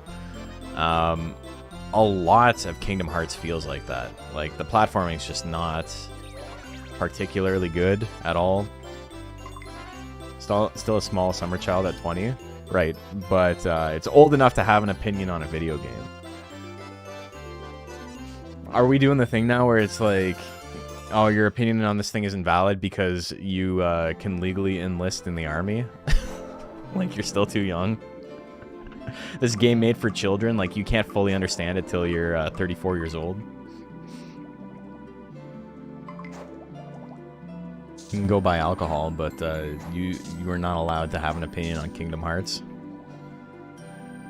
Something we said about water levels being hated, but it's still improving the overall experience in spite of that, due to making you appreciate how tight the game feels outside of water. That's pretty funny. It's like in a song where before the chorus hits, they take away some of the instruments and make the song, like, actively, like, less interesting. So when the chorus hits, it seems big. It's like, yeah, you're getting too comfortable with the game. Let me throw in, like, some absolute dog shit so you can appreciate what you had to play before and after. I don't know if I agree with that theory, but I do appreciate it.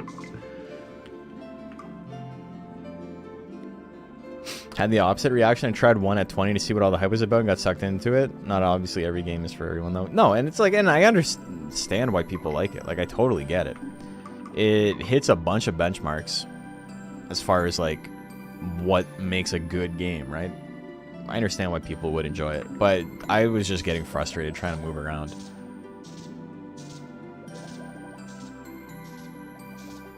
Spent years half-heartedly defending Red Faction 2 because I remember liking it. Red Faction 2, I always get them confused. I don't think I ever played the first one. The second one, I vaguely remember, like, a sewer level, and then you were, like, in a graveyard with a railgun or something. That was 2, right? Like, I don't remember why you were in a graveyard. Yeah, that's 2? Okay. Didn't that game have, like, the ability to, like, train up your own bots? Like, that's kind of cool, at least. Oh, I completely missed this shit. Oh, well. Let's enter some tournaments. Popularity will go down. Oh, whoops. Let's not do that then.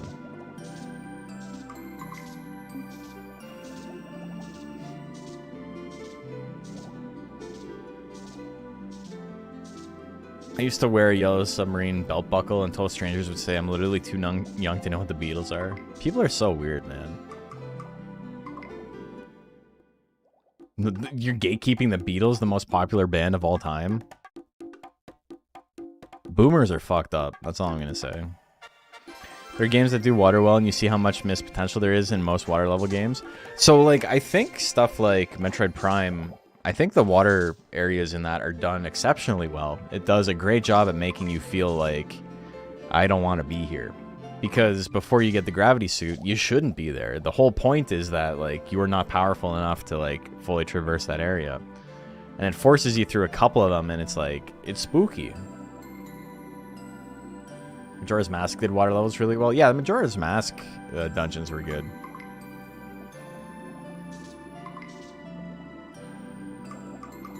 That was another thing. Like, I know this is, like, hacky now, but the whole, like, oh, the water dungeon in Ocarina of Time is too difficult or whatever. Like, that was, like, the thing. That was the opinion. And it was difficult simply because it was the only dungeon in the entire game that had any kind of puzzle mechanic to it. But, like, everybody I know beat it when they were 10 years old. Like, it wasn't that bad. It's just you had to think, like, for, like, 6 additional seconds. I think the Shadow Temple was probably a lot worse. Monster Hunter 3 underwater combat wasn't bad. I'm tired of people derogatory saying it was. I think it kind of sucked, but, like, in an endearing way. It sucked in the sense of, like, kind of almost also, did you see him, like, glitch out there? I don't know what that was about. But in the same way that, like, Metroid Prime did, where you're not at your peak when you're underwater. You're not built to be fighting underwater. So, you know, getting out of the way of attacks is more difficult. Actually landing attacks is more difficult. It's very slow and sluggish, but, like, it wouldn't make sense for you to be zipping around like you had a wire bug, right? I think the key is not slowing the player down, just making movement different. Like the Zora mask makes you move like crazy in water with less control. Yeah, that's true.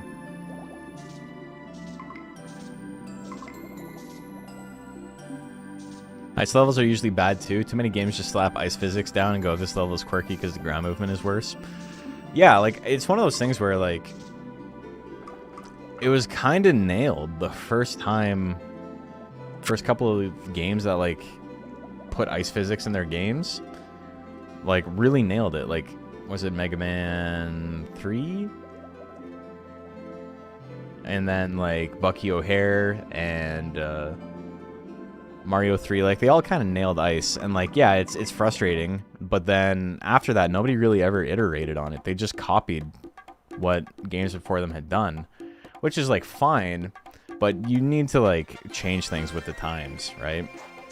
If people are over the novelty of it, you need to, like, you know, do something different.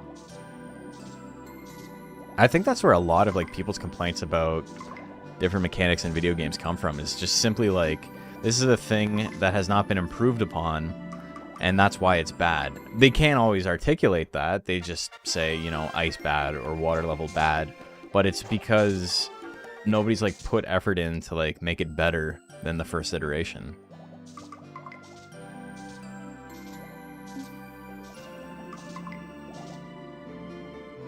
Twilight Princess did interesting things with ice.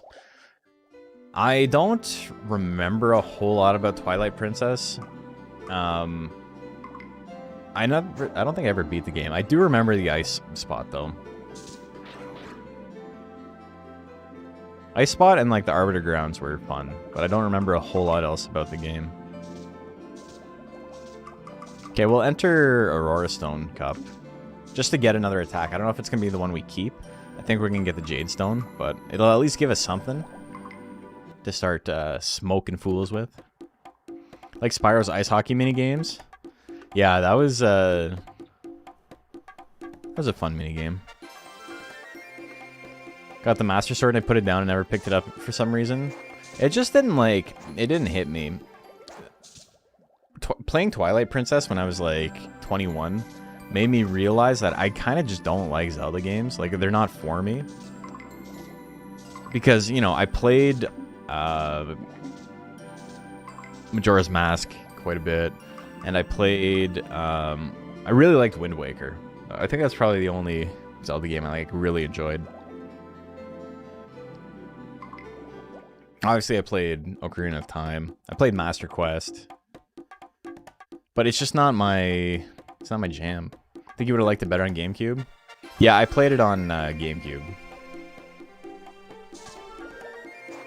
I never played Skyward Sword, because, like, by that point, I was, like, kind of done. The little archery game that came out with for the Switch was fun. I could say that. Little Link's Archery Adventure, or whatever it was called. Link to the Past? Link to the Past has a really good story. Also, I like because it was, like, based in a dream that they just were allowed to kind of go bonkers with what they put into the game, with, like, the chain chomps and stuff like that, because it didn't need to be canon. But again, just playing... What is it? Like, A Link to the Past and...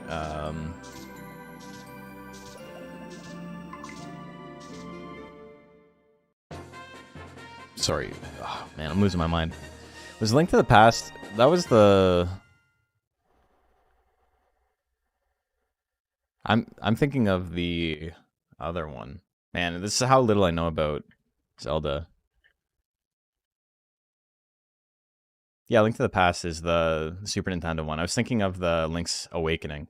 I like Link's Awakening. Link to the Past is Zelda 3, yes. Yeah, I got confused there. Yeah, when you said that, I don't know why, but I was just thinking Link's Awakening. I think the games look cool, but again, when I try to play them, I'm kind of like, this is like kind of meandering and like not interesting. There are chain chomps in Link to the Past? Oh, well then I was right. I didn't say anything wrong. Even though, you know, it's not in a dream world. Wind Waker's so good, can't wait to play Twilight Princess now that I'm more experienced with solving dungeons. First time I was glued to the guide. Hell yeah. I can't believe I missed there. It's like... I think it's 73% chance to hit no matter what my opponent's speed is. Okay, we got it. Don't forget you have to manage your air. Wait, what are you talking about? Oh, in the Monster Hunter 3, yeah.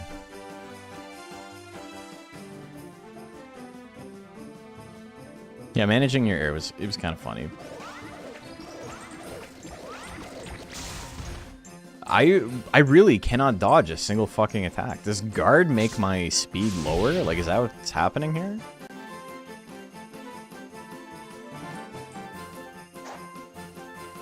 Bro. I'm losing my fucking mind. This is actually insane. Like, I can't dodge anything. Like, his chance to hit is, like, literally, like, 30%. I don't get it, man. Like, what the fuck is happening? I've dodged, like, 2 attacks. I have almost max speed. Like... What the fuck? Is there an indicator that shows if the buff is active? No, not for that. For other ones, yeah.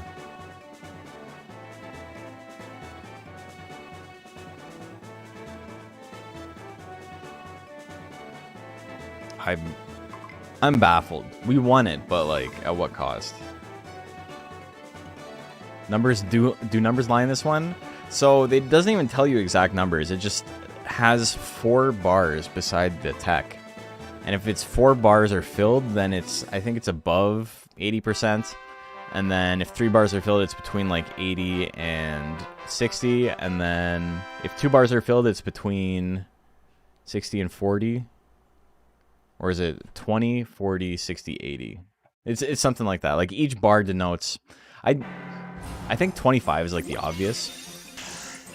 Like the first bar is 25%, the second bar is 50%, then 75, and then 100. Could just simply be that. One flower plant, I know. This game's meta-solved like Monster Hunter 2? No. No one knows anything about this game. Okay, as soon as I did guard, I got hit.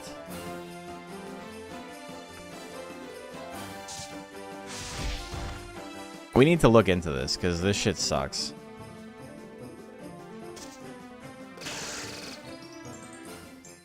In sense of perfect training, well, I mean, doing the perfect training bit takes a lot longer, because you need to get 2 extremely expensive items on your ranch. But then, no, you're just kind of training and then resting when they get tired. Maybe guard makes it so you can't dodge. I mean, maybe. And that does kind of change my entire strategy.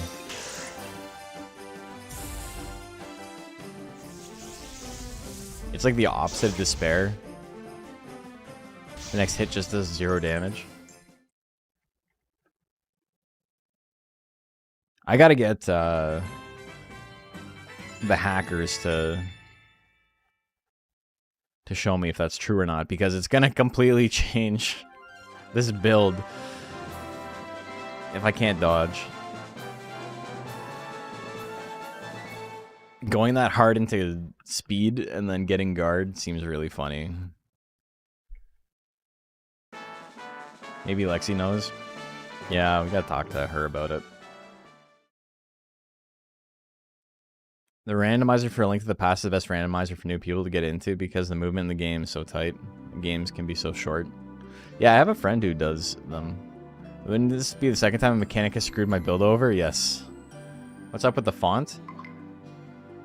What do you mean?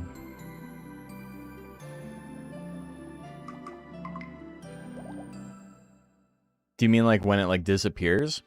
Because that's an issue with the emulator. That's fixed in the new version of PCSX2. I just haven't downloaded it yet. What are my current attributes? I think it's just fast footwork. We'll take a look in a second.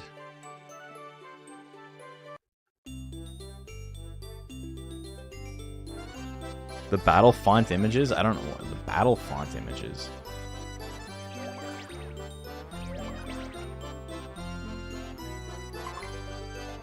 Look like kid clip art. I don't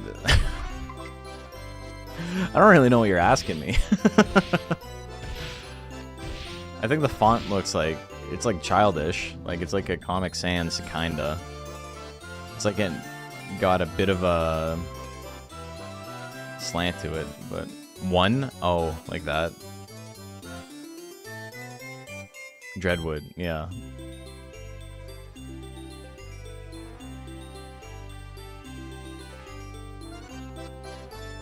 Yeah, we'll take a look at my attributes after this. The 3D damage and status text. Oh, like that? Like the big blocks at the end? Yeah, they're funny.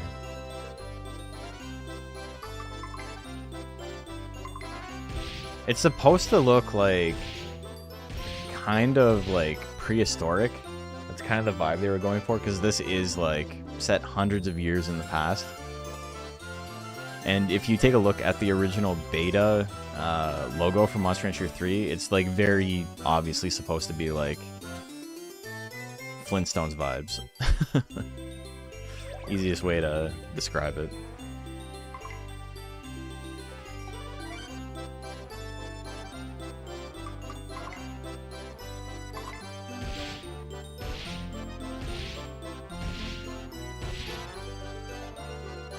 Alright. You're doing okay.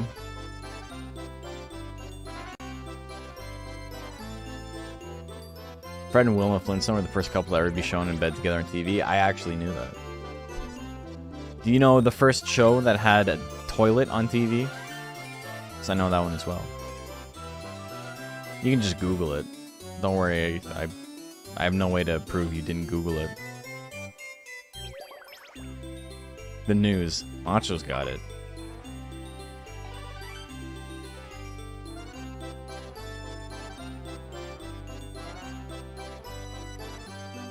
Dick Van Dyke? That's a good guess. On Twitch ad strikes? I'm sorry, brother. Leave it, yes, it was Leave It to Beaver.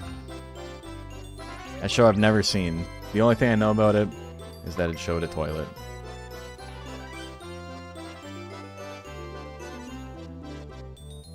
To be fair though, like as much as like Twitch ads suck, I play like 100 times fewer ads than like every other person on the planet.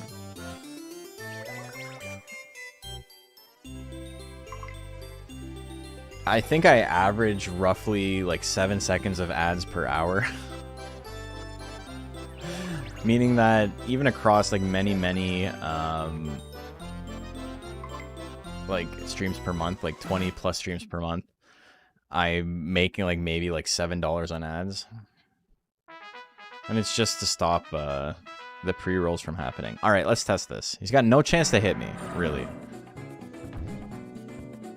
If you're following after front page stream, just want to say these are good vibes. Game seems so chill. That's what we try to do. I play ads, not a crazy amount of them. Can't remember seeing any. Yeah, I know exactly. Funbolt is a name. Come on. There we go. Okay, let's see if he hits me now.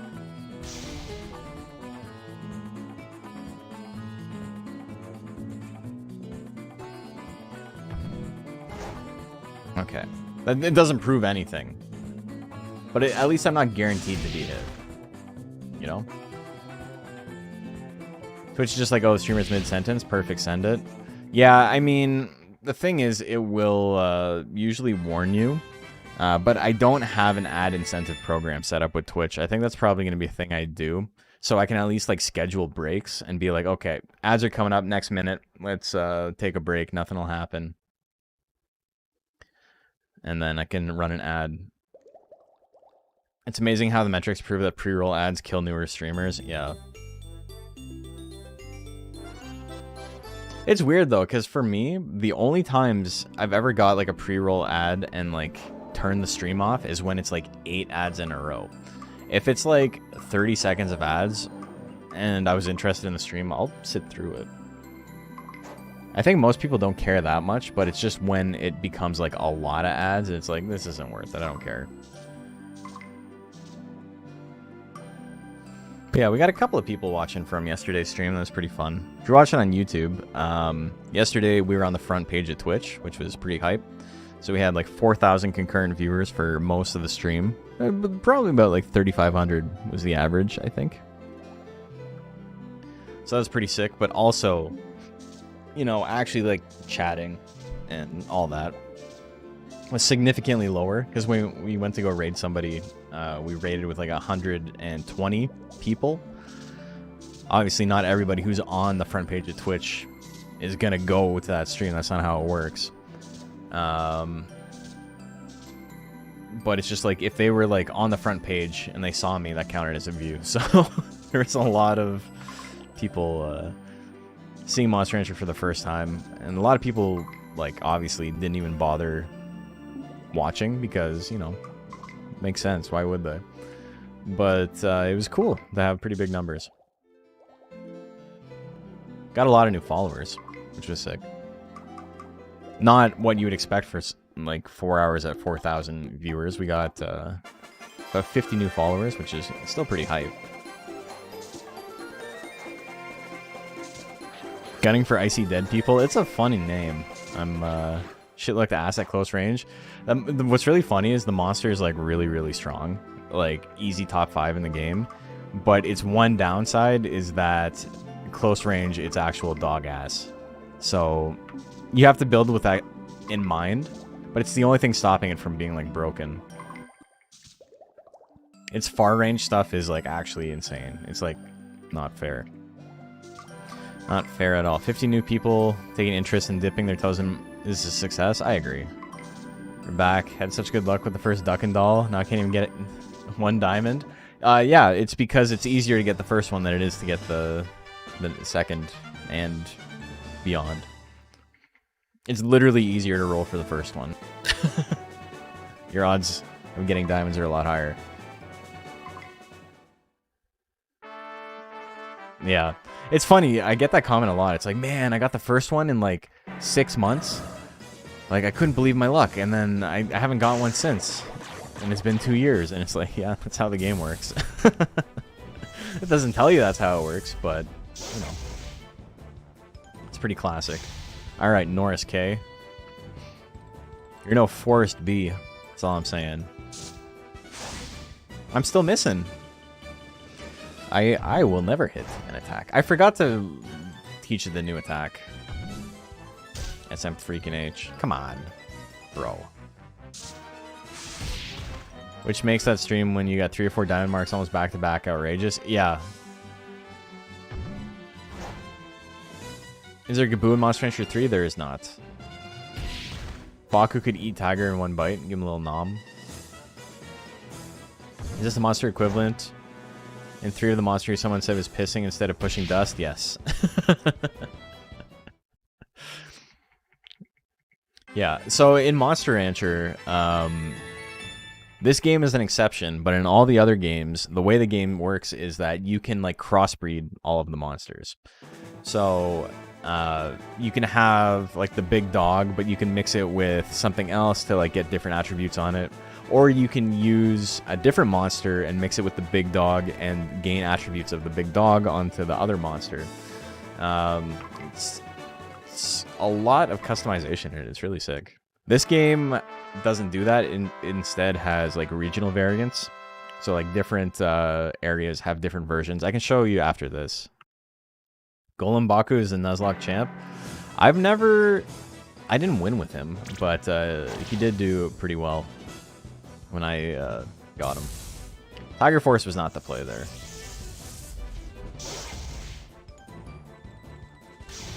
It's fine. Run some time out with guard.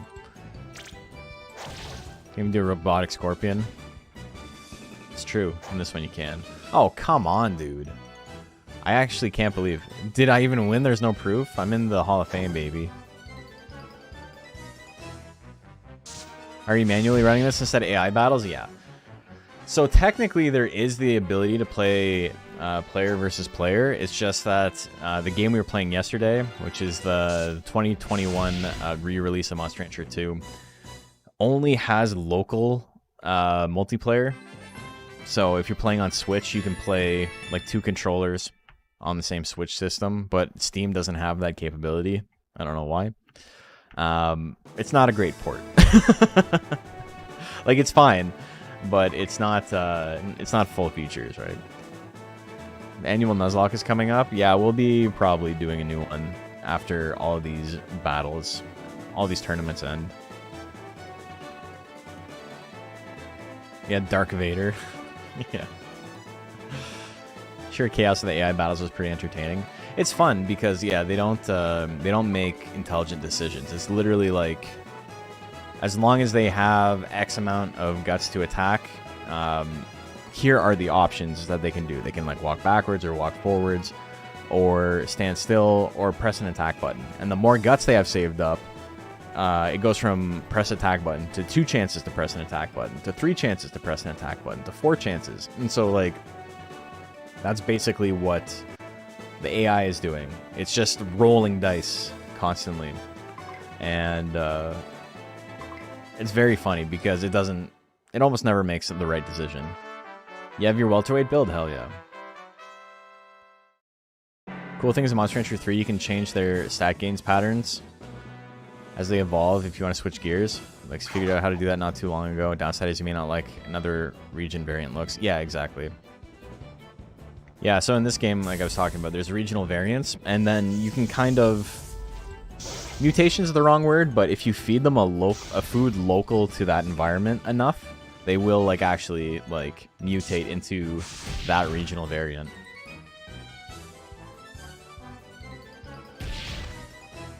Torp. Man, I love Color Pandora in this game. People talking shit on this Color Pandora yesterday. Folks are crazy. That's the cutest monster that's ever been made in like the history of all media.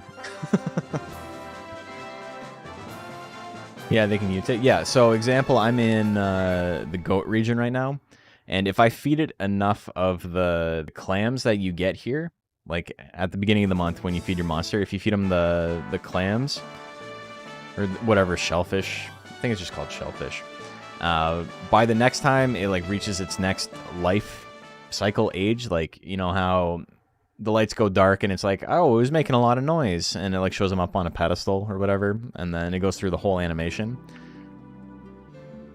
It'll change into the next version. See here, the shellfish? If I feed him a bunch of these, and then, you know, next time it goes to its next life stage, it has a chance to... Well, it's guaranteed if you fed it enough. Color Pandora's thing is they straight up in line formation. Only in Monster Rancher 2, though. Adaptation. Yeah. I don't know exactly what they call it. Adaptation makes sense.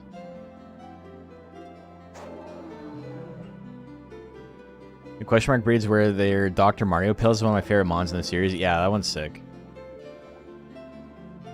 Thinking about Monkey Puncher.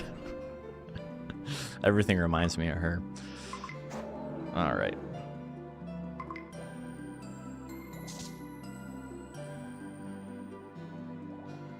What do we got? Our stats are looking not too shab. Speed's almost maxed out. Like I said, we don't want to go above 900 for the build.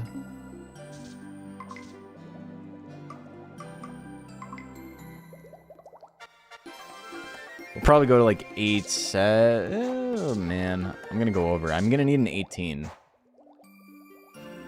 So I think I'm gonna stop at like 882.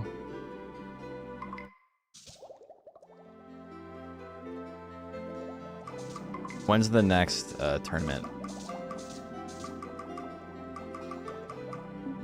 Did my sense go up, by the way? Let's take a look. Sense is still E, so I don't really know what that means. Is there variance in raising a monster that can screw over the exact values you wanted? Yeah, so there's random chance. So there's a lot of resetting once you get to the end of life or the end of the build. Oh, okay, but yeah, here's what I was talking about, Encyclopedia. So this guy, yesterday you might have seen Baku. Which one is it? This one? Leon, no. Kobu, Triel, it's this one. So you might have seen this guy. But you might have seen that he was blue. And so he looked like this guy, kind of. And so that monster was actually a mix with the Baku as the main breed for the monster and the tiger as the subbreed. So, you know, he was a big dog instead of a small wolf, but he was blue. And this is the guy I'm using right now. So there's the snowy area, Brillia, gives you a tiger. But if I was to feed him enough shellfish, he would turn into this guy, the underwater version. And they all have their own stat spreads and like different stat gains. In the desert, he looks like this. In the jungle, he looks like this. I like this one. And then in Morks, which is the area we were in at the beginning of the day, he looks like this. And then there's a couple of special ones that don't belong to a specific region, which is Ruby and Fenrir. It's Fenrir. And then Dober IT, which I think is sick as hell. Look at this guy. He's just a little robo dog. Adaptation. This indicates that your monster has adapted to suit its needs in a particular region. Thanks, Fenric. Yeah, that does sound better. But yeah, so for this guy, you can't get an adaptation that turns you into Ruby, which is the one I'm using. The only way to get Ruby is through a special disc. And so if you've never played Monster Rancher before, there's no combining in this game, no. If you've never played Monster Rancher before, the like really big selling gimmick for the game that doesn't really exist anymore and probably can't ever exist again in like any game is that when you would go to get a new monster, it wasn't like Pokemon. You don't catch them. What you do is you take a physical CD you own and put it into your PlayStation, and it reads some data on it and gives you a monster based on the data it reads. So if you had a big CD collection, you had access to a lot of different monsters. And if you had a small CD collection, you had more, you know, limited choices.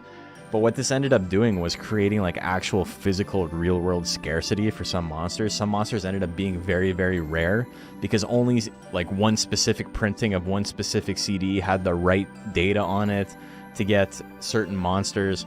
And, you know, sometimes they were coded on purpose. That's so random. Yeah, it's a really cool feature that, like, you know, nobody has physical media anymore, so it can't really exist in that form. But it was, like, a big selling point for the game.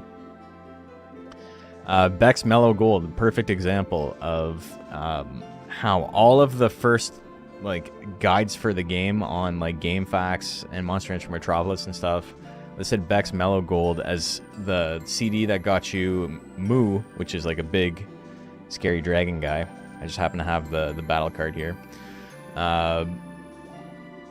But whoever posted it was either one lying, or they had a specific printing of that disc that like immediately went out of print, which happens all the time. Like they print CDs and then, you know, they print a second edition or whatever, and it you couldn't get it if you didn't have that one specific copy, that one specific version of the CD, and so it was only available for a couple of weeks.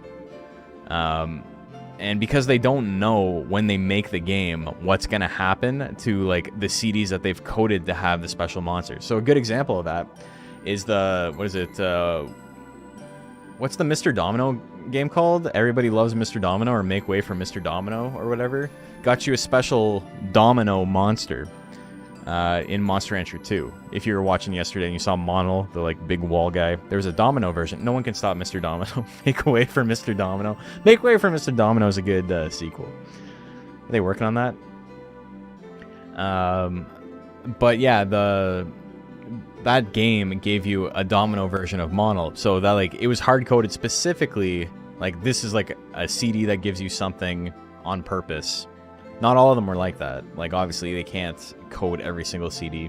Metallica's Black gives you a really funny Monel with, like 1 in every stat, 25 in every stat, I think, which is, like, completely ass. But, you know, it's black. It's pure black. So, that's the joke there. Yeah, Mariah Carey's Christmas album gave you Santa hair in Monster Rancher 1. So they put some effort into that, but when they print the game, they don't know what's going to happen after they print the game. They have no control over it, right? So there's like monsters in Monster Rancher 2 that have never been like legitimately found on like all versions of the game, because the printings for the specific CDs like are impossible to find, or like only existed for like a couple of weeks after the game came out, and then, you know, a new printing came out, so good luck finding the right copy. Britney Spears' Poison is in fact a pixie. That's funny because I'm pretty sure that came out after, but Poison might have been on a Britney Spears one. Millennium by the Backstreet Boys gave you Happy Mask. There's a Fatboy Slim album, which the North American printing of does not give you the special arrowhead. That's pretty funny. Metal Gear Solid gives you a Gaboo that looks like Snake, yeah. He's got a headband and camo. I genuinely thought Moo in Monster Rancher 2 was a playground rumor until I saw it in DX. Yeah, I mean, that's what he seems like he would be, right? One of the ones I remember was Ice Age gave you White Mochi in Monster Rancher 4. Oh, that's cool. Were you trading CDs with your friends to get more monsters? No, my parents were like super into music, and like my dad was always in bands, and my mom played instruments, so I just had hundreds of CDs. When friends would come over, and I'd get them to like bring CDs so we could test. And so that's how I got like Mr. Domino and all that stuff. There's that one, and there's one other one that I remember getting. But the only rare CD I owned was Millennium. Gran Turismo 4 on PS2 gave you the Formula 1 Armadillo Monster Rancher 4. That's sick. You borrowed every CD you could find like you were looking for the next hit. I remember spending hours just sitting around testing all my CDs and like cataloging them.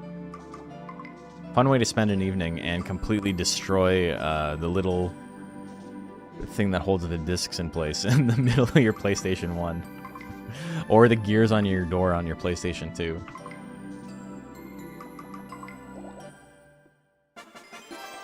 You get a frog hopper from Gex. Is that how you got the frog hopper? It makes sense.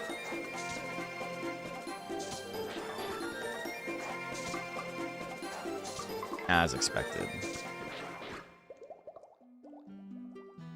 Brave Fencer Musashi too, since it's one of a few known. Yeah, that's how you get Shogun, right? Or is it Kokushi Muso? It's a Durahan, whatever it is.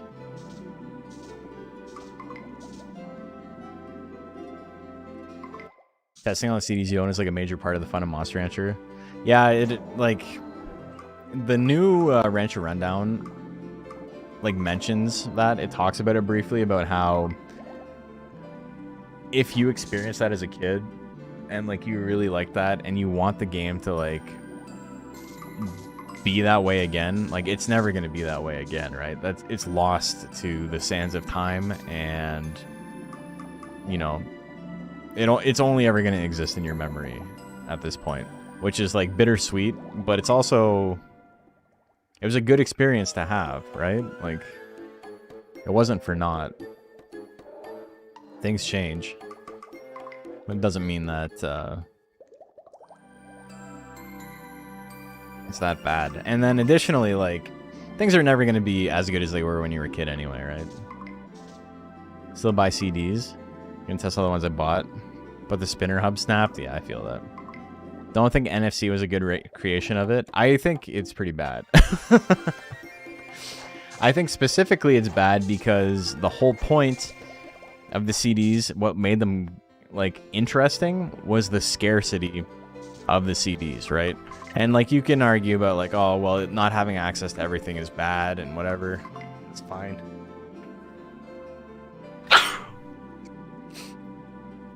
And you know, I'm not going to argue with you, but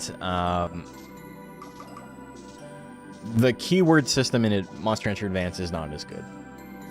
I know there's people who like it, but it's just simply not as strong of a feature, and it's not strong as a feature specifically because, hold on, if you, yeah, was it Aurora Stone or Jade Stone I wanted? Aurora Orb is Tiger Forest. No, Aurora Stone is Tiger Step. Jade Stone is the one I want, so I can sell this.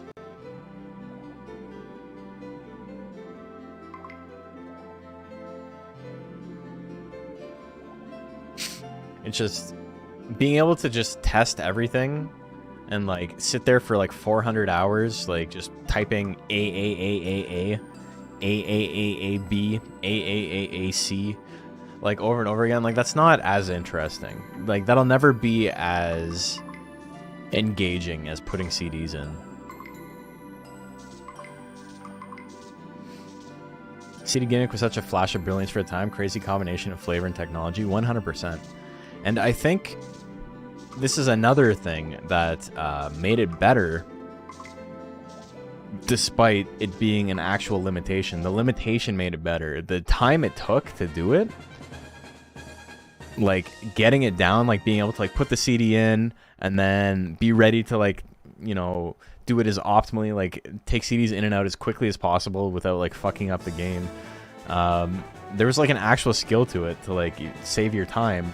But because it was a process, every single time you checked a CD, it was like, you know, you held your breath a little bit. Like there was a chance for something crazy. And the anticipation of it made it a stronger mechanic, I think.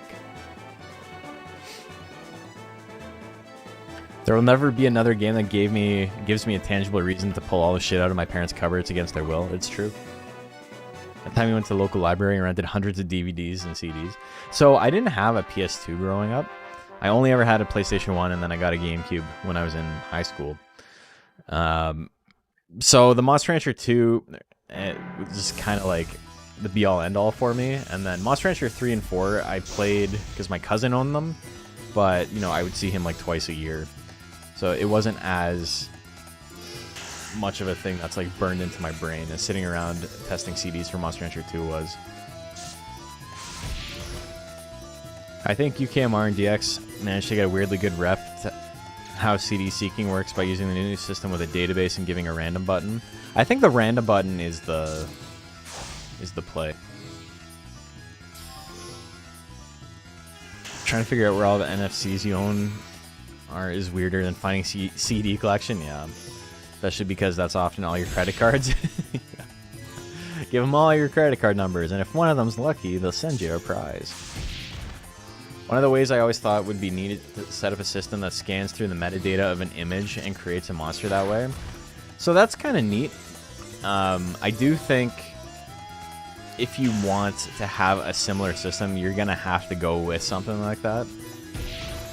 But I think no matter what you do, you're going to miss out on the physical scarcity of it, owning a thing that costs $20, right? Like, not everybody had access to CD burners. Like, that was very rare. But again, remembering as a kid, having a friend that like would burn CDs for me to like get monsters I didn't have access to didn't happen too often, but it happened every now and then. And I remember being like, that's genius. Like, I really wish I had access to everything. So there is a little bit of like a rose tinted glasses of like not having access to everything is what made it special. But I remember as a kid being like, I wish I had access to more stuff. So I get both sides. I completely understand.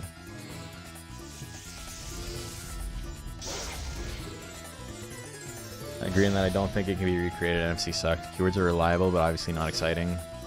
That's why keywords on LC are weird, because it was scripted iterations and combinations of a set range of characters. Yeah, that's kind of how it worked on Advance as well. Kind of wish something worked like scanners with barcodes, but that's still too easy to access. I think it's just really easy to be like negative about it, and I'm trying not to be, but it's more of me like giving praise to like a system that I think was like perfectly executed, right place at the right time, and can't really be done again to that level. But also a part of my brain remembers wanting access to everything, right? So you can try to make it more fun instead of searching AAAA and such. You can try a combination of fruit and vegetables, right? But you know it's going to devolve into just like mashing your keyboard and seeing what it comes up. You have to set the limitation yourself. Also less fun if I get a neat monster from a granola bar. Can't do that shit by hand. My house looked like a poor man's Bitcoin farm. Oh my god.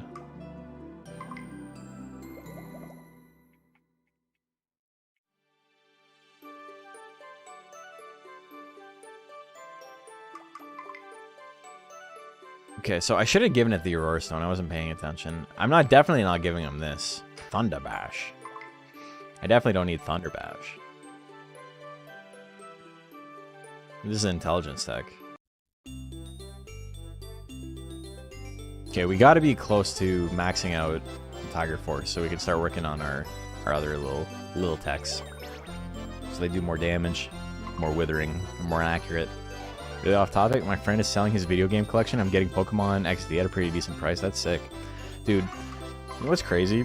Like, I live in an apartment building, and occasionally people on my floor, when they're moving out or throwing stuff out, instead of throwing it out, they'll just, if it's in good condition, they'll just put it in, like, the little lobby area by the elevator. And, you know, management hates that because a lot of the time nobody claims the shit, and so they have to throw it out, and it's extra garbage, so they get really pissy about it. But I think it's a good thing because someone left a shit ton of GameCube games there once, and F-Zero GX was in the pile. So now I have a copy of F-Zero GX.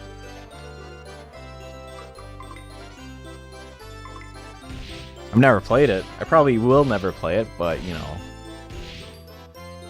I can sell it to one of my friends for cheaper than they could buy it at on eBay, because it's like $100 or something, or more than that. And then it had like a whole bunch of other stuff that I had copies of already, like Need for Speed Underground 2 and F-Zero GX is so good. So it looks like a good game. I have, like I said, I've never played it, so I have no real opinions on it. But Wipeout 3, man, I don't know if you can beat Wipeout 3. I think Wipeout 3... Me and Fenric were talking about this. He was talking about Redout, and I've never played Redout, but it seems like it's sick. Hey, Friendly, how are you doing? Need to replay it sometime. I remember playing the story mode thinking this is impossible. All my Hydro Thunder fans stand up. I've only ever played Hydro Thunder in the arcade. Never played it on console. Is it Custom Robo sick? I've never played Custom Robo, but it looks fun. Have 64 port? Hell yeah. Hydro Thunder is, I will say, better than Wave Race.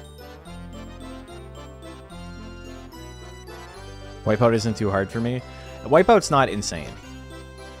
GX looks insane. But Wipeout is a difficult game. Wipeout 3 specifically is probably easier than the other two.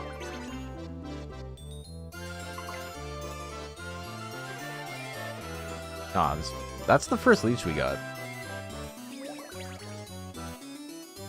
Wipeout's more about momentum and feel. F-Zero GX is like...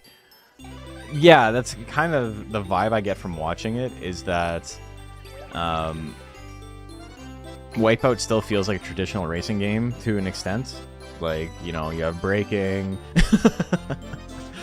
It feels more like the old F-Zero games do.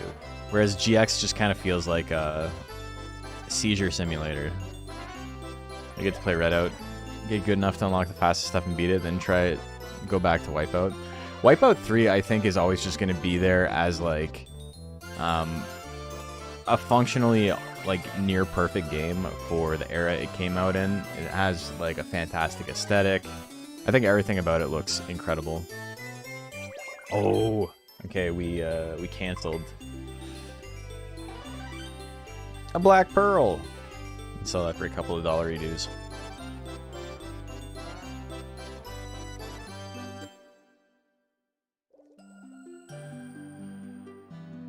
Dirt to Daytona? Is that a euphemism for something? There was a Wipeout game that came out for the PS4 that I got, and I played it a little bit. It has this like weird mode where all the textures are off. It's like a bonus game after every track, where you can play this like weird, like, it's like half wireframe, half just like solid colors, and it's fucking like, it's impossible to see what's going on, but it's I'm vibing when I play it. NASCAR game? The only NASCAR game I've ever played was the one where you can be evil. You can be an evil NASCAR driver.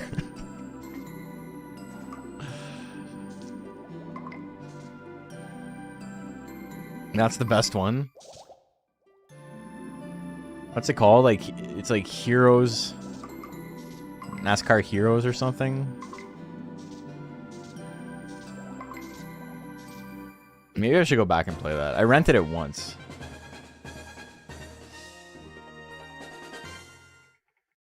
Lego Racers is another game that, like, I've played, but, like, I never owned it, so I didn't play it much.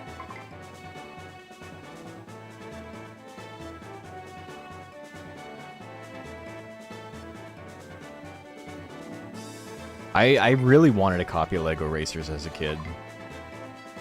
The idea of just being able to build your own car was like... Anything that had like customization in it was my jam as a kid. I think I played the Game Boy Advance port for it, and if I remember correctly, you couldn't actually build your own cars in it. But again, that was like 20 years ago, so I don't remember exactly all the minutia of the game.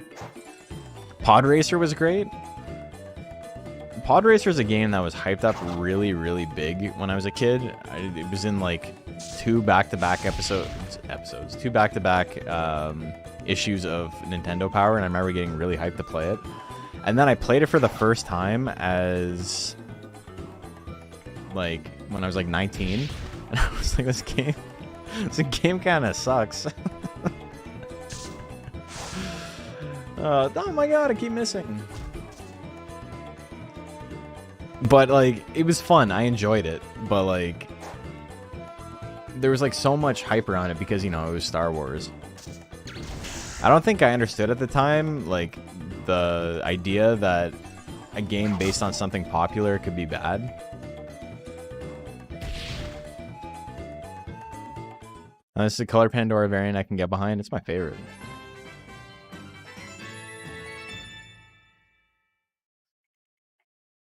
Brain needing both Metabots is like an awakening. What do you mean I can change it in individual parts? Metabots, I think, is the most disappointed I've ever been playing a game. Other than, you know, Other M, which I've talked about, was like a game that like almost brought me to tears with how bad it was.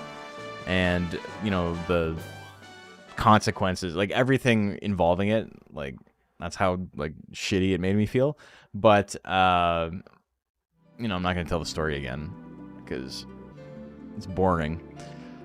But as far as like downloading a game and like having not spent money on it, and so I can't be like super disappointed with the game. The most disappointed I've ever been with a game is Metabots, because I love the show. Genuinely one of my favorite animes of all time.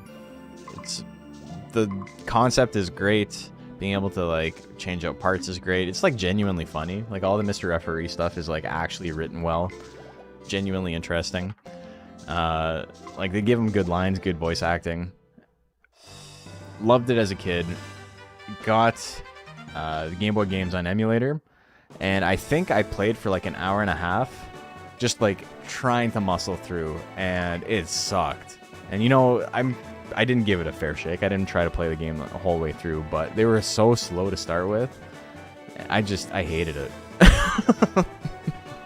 I've never been more like a disappointed parent.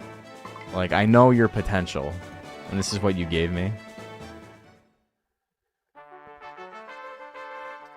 Redout plays similarly to Pod Racer in terms of air strafing, braking, in addition to turning. Devs say all tracks can be played without ever using brakes, though. That's cool.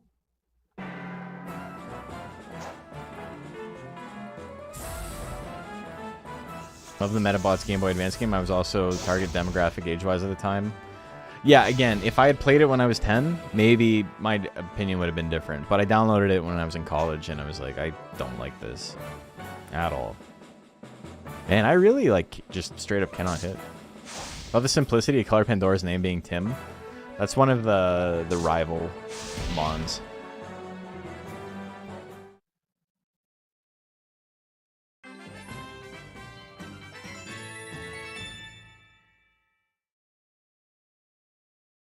It's so hard to be objective about nostalgia-driven older games. And, like, that's okay. Like, it's fine. Like, we were talking about that earlier. Like, nostalgia is a very powerful, like, feeling. I don't think it's an emotion. I wouldn't say it's an emotion, but it's a very, when you're feeling nostalgic, it's like a very powerful state to be in. And it's like really difficult to separate how you felt about something at the time and critically think about it at the same time. And it's not the biggest deal in the world if you can't do that. Like, you know, nobody's going to jail because they liked Superman 64, right? Like, it's not the end of the world if they like a shitty game, because it was the only game they had as a kid and they played it a lot, right? It's whatever. Not a big deal. But, or Sonic Adventure, dare I say. I'm gonna get people on my ass for that one, but yeah, it's okay to not have a great grasp on like what you liked as a kid. You don't have to think about everything in like extremely critical terms, like under an extremely critical lens, but I do think it will help you understand why you enjoyed it, and or like why maybe something wouldn't work if you were to go back into it today or next week or whatever. And understanding why you like it and why you don't like it, and like what works and what doesn't, does help inform why you would like other games down the line. And like, oh, maybe I'll pick up this other game because it has these same elements that I enjoyed about this other game I'm nostalgic about. They should go to jail for Superman 64, but otherwise agreed. That's what I'm saying about Sonic Adventure.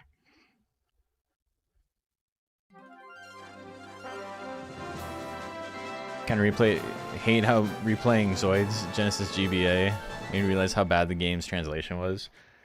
I don't even remember the translation for Monster Hunter 2 being bad as a kid. That's a great example. I don't remember the translation being bad. As I grew up, yeah, okay, obviously this game's translated like dog butt. But I remember asking my parents, like, what willful means. Like, what does it mean my monster's being willful? And, like, they would explain it to me, and then they're also like, that's also, like, not a word people use. I'm like, oh, okay. I think you'd need the Sonic Adventure that comes with the game breaking glitches and about a year off work. And yeah, you can speedrun it. Child breeding in Sonic Adventure 2 is honestly the first thing I thought of. For, like, this, like, compared to Monster Rancher, it's definitely got similarities.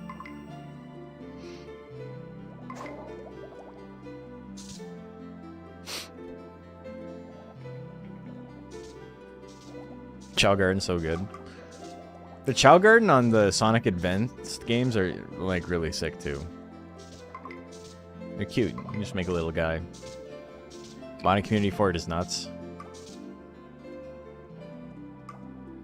Okay, I've gone in a lot of tournaments. I'm in D cents now. I don't know if that's because of the amount of tournaments or if it's the rank I'm at.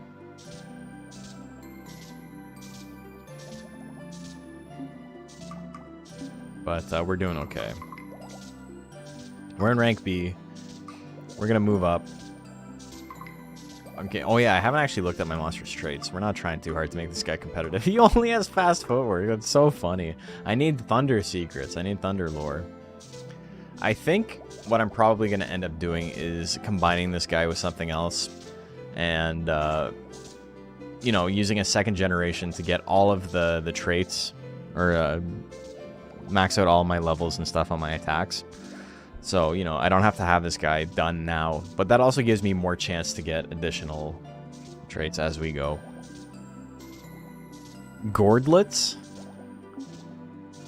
Red Doggo just wants to be a dancer. Yeah, but he keeps getting hit.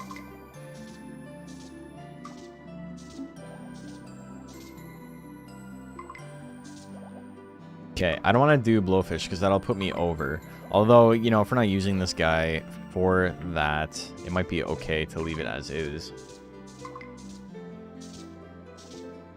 Schwoopo is rank S and he's still at E-Sense with both the techs he knows. They still do damage, though. Okay, so it is the number of tournaments you enter, I think. City design game where you make cities for these little plant people. That's cool. City builders are interesting, but I'm not as into something like a City Skylines or whatever. I don't have that much time on my hands. Okay, this guy's maxed out. Somersault is what? Yeah, critical and guts. And then hit doesn't go up on either of them. Right?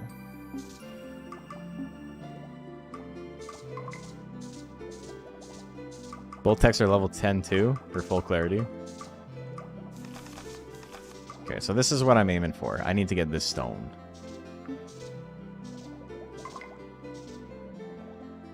Okay, I don't need speed and power anymore. Power and defense with speed down? That might be fine if I go over.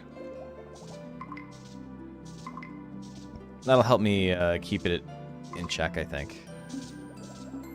Okay, so we can do that. Got into City Skylines during COVID and dumped a pretty good week of time into it. I get in its base form. Every single DLC adds a new major thing to keep track of, and it's cool, but adding even just one is too much for me. I think it's like... It's one of those games where it's hard to like pick up and put down and come back to later. It's like a thing you have to be constantly like top of mind when you're playing it. It's very easy to just forget like what your goals were and just be like, oh fuck, I've ruined my entire city. If you like wait a month and come back to it. I think the only DLC I got was the zoo one. Okay, we're swirling. Hit him with some frosty swirls. did it. Okay, so it like lowers defense by 6. We can probably use that to our advantage here. I need to walk around and see if there's a life plus defense thing. Because I don't think there is. Training animation is different from each area. Yeah, every training has a different animation. Okay, let's move. Let's see if we can... is it 11 o'clock? Yeah, I'll play for another hour.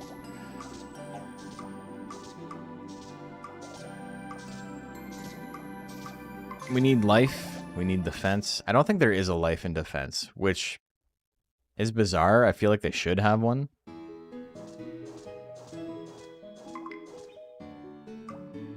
Int and power. They got int and power. They got to have life and defense. Life and speed? That's okay.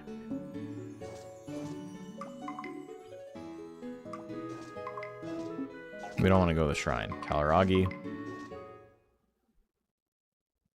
Life and speed would be okay. If I was going to do power and defense afterwards. Speed and life with power down. Don't want that. Life and speed with intelligence down. That's better. And then can we go back to Hippo Mouth training? Probably when he's old. Takurama's got the good defense plus intelligence one, but that's a poncho drill. What's that plant thing? Intelligence and defense. Life and defense with speed down. Perfect. Okay. So, yeah, I think this is what we're doing. What plant thing?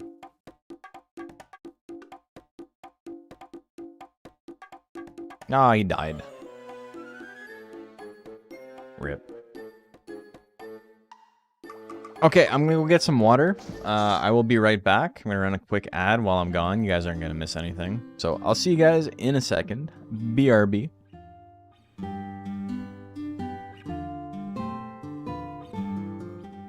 Oh, that plant thing, don't worry. We'll race it later. It's a little spooky. What do you call it? It's like the lizards that like run on their hind legs that have like the frill. It's like that guy, except he looks like a flower.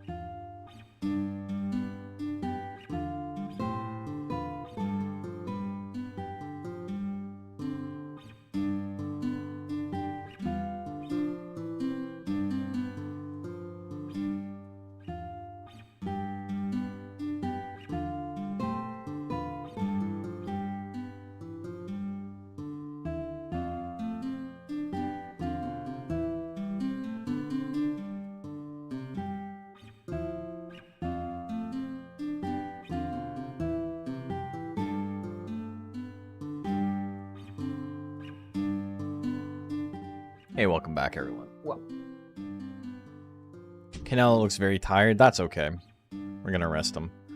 So, he doesn't have the heat resistance. So, he's gonna get tired quicker here. But also, I just straight up was not paying attention. We have to go to another location, I think, for the 4th week. So we'll do one, and then we'll go back to, we'll go to Kalaragi. Same TH, yeah. Is this not a very reset heavy game for raising comp? No, it is to like min-max the different attributes you get because they're kind of random drops.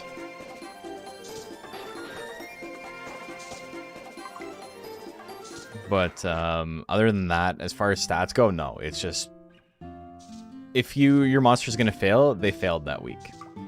There's nothing you can do. You can decide to like rest instead, but they're going to fail that week. You can re-roll if they succeed, because there's a chance, you know, you can roll for a great or you can roll for better stats, but it's like it's guaranteed pass fail basically. It's a set seed thing, yeah. At the beginning of the week, it's just determined. Okay, I'm gonna let him rest again. It's very easy to raise a competitive mon for this. Or I'll say it's very easy to raise a competitive mon to like 90%, and then that last 10% is like excruciating to the point where like I'm not really willing to do it. And most people aren't.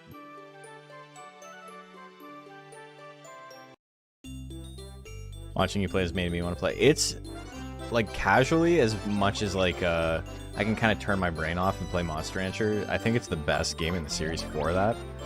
Monster Rancher 1 is like very similar in that you just kind of do the same thing every time. But even that like requires items and stuff. This doesn't really. You just hang out with your guy. You talk to this bug. He makes your attacks better.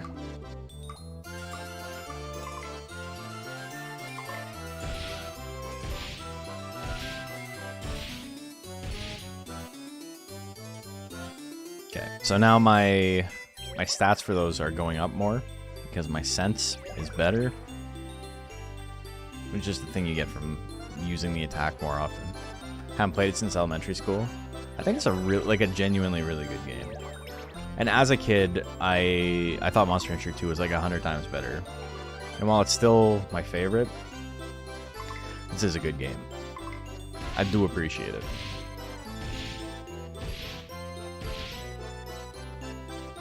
And I thought it was so much later than it was. I started late today, and I was like ready to go to bed. And then we've been playing for like 2.5 hours, and I'm like, yeah, it's time. But we're not. We're gonna do a little bit more work on this guy. But the more I play, the more I do think that this isn't gonna be the final build. We're gonna have to amp him up a little bit more. You fell asleep? Welcome back.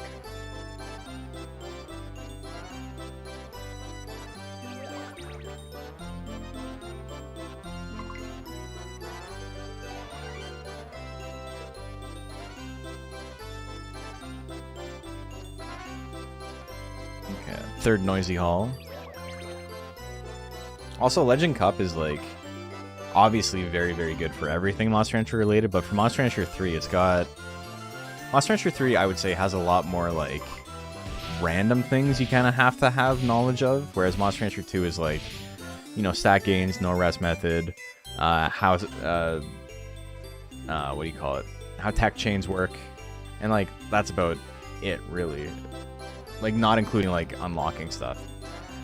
But this game has a lot more like little things that are like important to be like, oh, I gotta do that. They're not difficult, but it's easy to forget about them, and Legend Cup's got you covered on all that. And considering getting the other games when I only owned Monster Rancher 2 as a child, so I'm glad to hear it's worth getting. Yeah, this game is like easy 10 out of 10 if you like Monster Rancher 2. Some people are like really off-put by the fact that there's no combination, and I get that, but I really like what they did with like the adaptations, the regional variants. This game's fun as fuck. Or it being fun as a kid, but I was really surprised at how well it held up. That was exactly the same reaction I had when I played it on stream for the first time in like 10 years. I was just like, holy, this game's great. Wasn't expecting that. Oh man, if we had got a 3 there, that would have been awesome.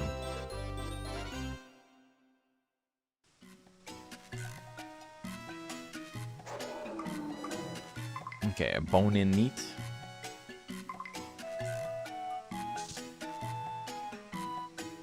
Next season, we can get the final attack we actually want on this guy.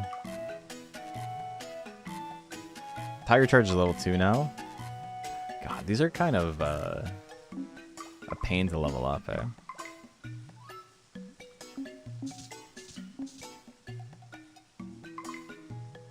Okay, let's do Chase. Life and Speed. So you're asking about that thing? That's what that thing is.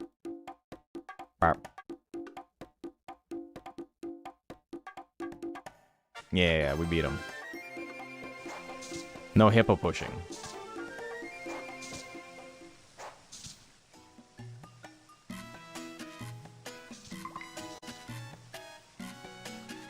Okay, I don't need that though. I don't need to raise speed right now. Bone-in meat has the same energy as he look happy. He must be happy. Yeah. Dude, that shit's so funny. Okay. I think we're gonna go back to Takrama. When can we train that thing? What thing? What thing? After the amount of times the hippo was tossed by Baku, it's probably thankful for no hippo pushing. The flower lizard thing? Oh. That'd be a fun monster. Come on, dude. Oh, wait, that was a success? Oh, okay. Yeah, sure. Right on.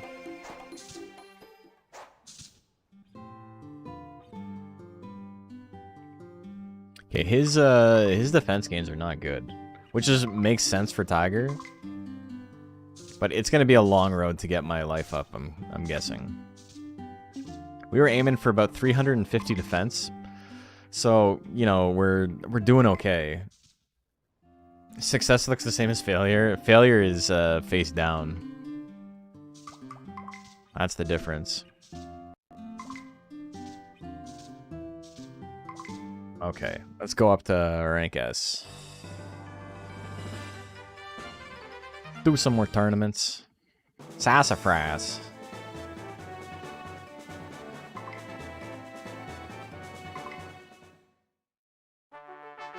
Mori. No. No scratching. Chicka. I played Monster Hunter Advanced before I played Monster Hunter 3. So seeing Mogi do Scratch as an intelligence tech, I had no idea what it was actually supposed to be doing. I didn't realize it had like a DJ theme. Bro, what? Whatever. Who cares? We're going in.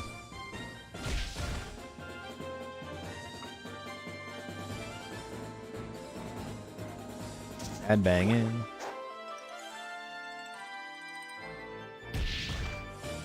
Love DJ Dog. He's cool, man. He's a little mole. Little moleman. Good moleman to you. The only Monster Hunter 3 tournament that's been held in like the last 20 years was won by a Mogi. So, you know. If you like Mogi...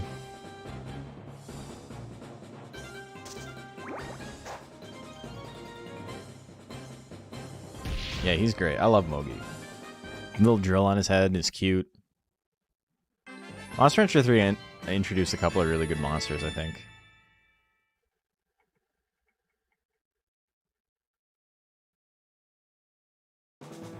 Like John Mogi's.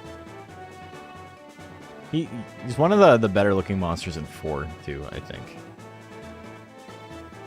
The B-Clon Mogi looks like Dromogamon. Did I figure out CeeLo's pants? I did not. Oh, we got another one. Back to back. Back to back. There comes a riding on a midnight train. Am I gonna add the elephant? Or the Triceratops?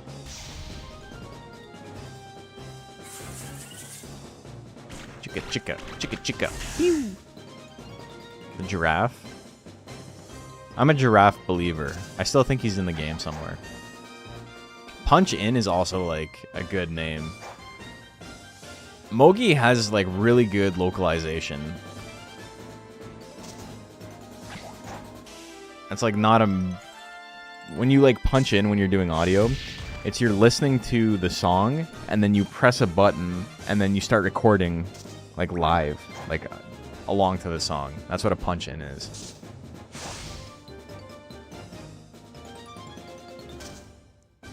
But they're just like, that's just what they're calling as a regular ass punch. Let's just run down the clock.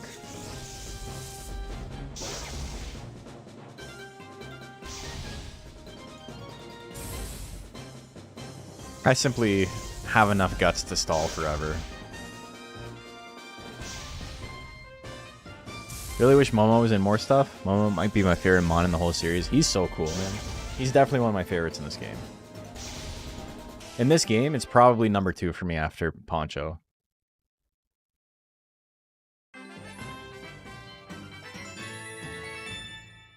Favorite monster not in Monster Rancher 2 is Abyss, but they're so hard to see on the DS. Abyss is an interesting monster. I'm not a big fan of like the stuff they added in general in Monster Rancher DS, but I would say that Abyss is probably my favorite. Forget about the Afro Poncho, it's so like wobbly. I'm a big Macu fan. It's my boy Sluggo. Macu is like an easy best poncho, other than maybe the main breed.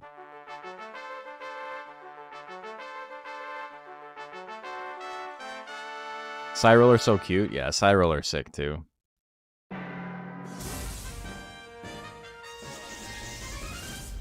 Has a cool visual design, just a bad console for it visually. Yeah. Gel in Monster Rancher 2 will always hold a special place thanks to Gelcopter and Gel Cannon. Yeah, great text. Okay, I see how it is. Hello, Ostrich.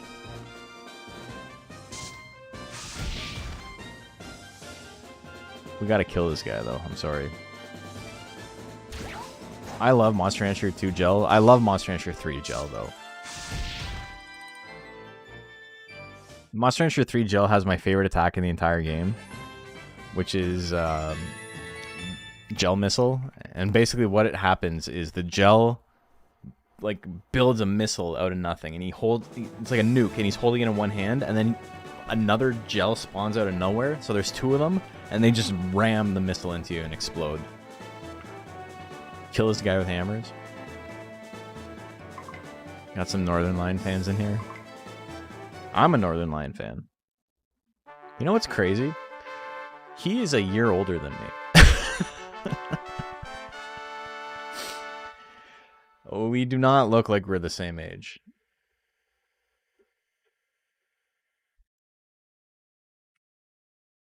He doesn't even look old. He just looks like more of an adult than I do. I think that's the easiest way to describe it. I think that's what having a kid does to you, though. As a little kid, I used to pretend the Jellysaurian in pretend games because he loved it so much. Jellysaurian's cool, too. Man, I keep getting smoked. Come on. All my gats. Gone. Jel's Foolery, the big question mark, the cheeky little guy. That's in 1, right? Yeah, in 2 he like just kind of drops into a puddle.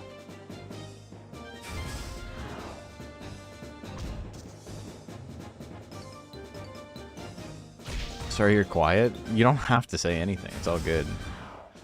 Ah shit, I'm melting. Yeah, you don't have to feel bad for not talking. Most streams I watch, I just lurk. I don't say anything in chat. Gel Napalm. Calling that galley attack Napalm is so crazy, dude. And then they also, like, I don't know if they didn't understand, like, the context of calling an attack specifically Napalm. Like, Napalm and Napalm Shot. They're just like, that's like a word for fire or explosion or whatever. Not like a war crime. It's like, oh, mustard gas. Get him with the Agent Orange. Yeah, my special move, Agent Orange, exactly. Yeah, exactly. Oh, get him with the Punji Pit.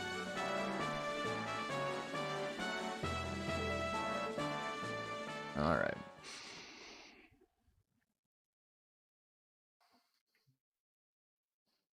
Our moves follow the Geneva Convention here in the Monster Rancher world. There's a lot of games that have the translation not see the context of things they're translating, so it's entirely possible. I think this is being made fun of, because I said beautiful. I'm sorry, brother. I didn't mean it. I didn't mean nothing by it. Okay, Tiger, like, is having a hard time balancing nutrition with the food he actually wants to eat. It's rough. Sarin nerve gas.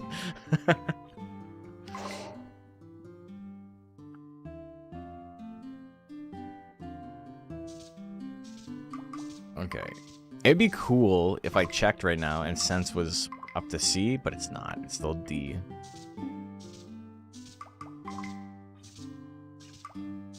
Great Bum Carnival. Hell yeah. Hairband.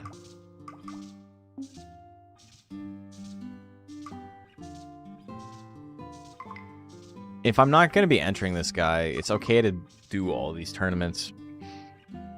That was your nickname in high school? Yeah. Fun fact, I used to work at a facility that made Agent Orange. There are dudes that still work there and clearly had exposure to it. They can't make things worse for me. Sometimes I'd rather die. You guys like Agent Orange? What's the other one? Everything Turns Gray.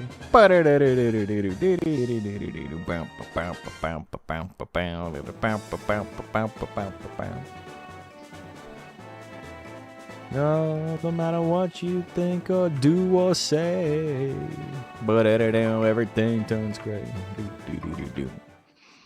Good band. 10 out of 10 band. Faljeet. Oh, you think you got me because you got Rayfield? Hanger looks sick. Yeah, he's got a little spiky hand. He's got guard. But I got guard. Alright, brother. You're in for it now. Hanger's Guts Regen is so ass. Another one? Band for band, baby. Let's go. Let's do it.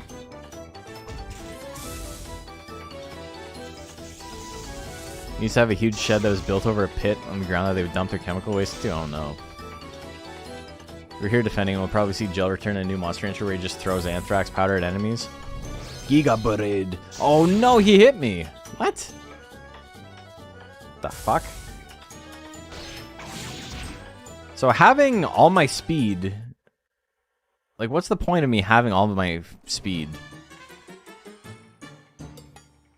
The fuck, man?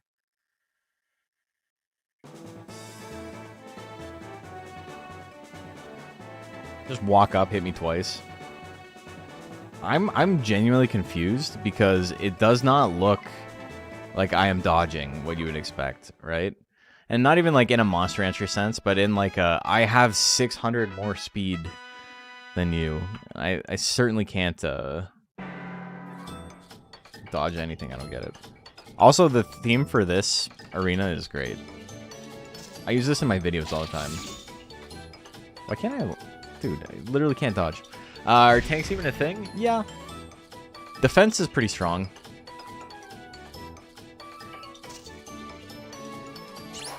And you can just simply not go 950 speed if you want to go a little bit tankier. It's an acorn inside an acorn? Something like that. Oh, I did foolery? Come on. Got the show's name. The main character is a yellow bot, and there's a white bot who has a sword. That's Metabots. Metabots. That's Metabee and Rakusho. He has a little ghost hammer? Yeah. Yeah, that's Poncho. That's my favorite monster of all time. Not that specific one, but the main breed, like the regular one, is a little pumpkin seed inside a pumpkin. He has a little hammer. He has the little magic hand, like, you know, the The boxing glove on a spring. He's got a blowgun. He's got a water gun.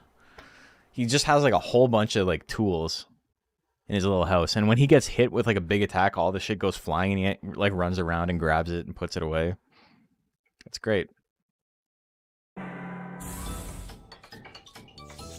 We gotta get Gun. It's called something else in this game, I think, but in Monster Rancher 4 it's just called Gun. And basically he like flips open his shell and then uses it as cover and like sticks the gun out over top and then to the side and then to the other side. It's cute. It's murder, but it's cute.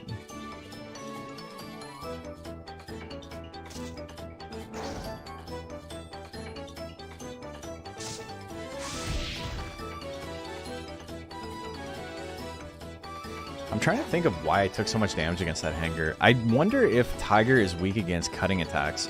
There's a thing we found out recently is that all monsters have inborn resistances and weaknesses to different attacking elements in this game.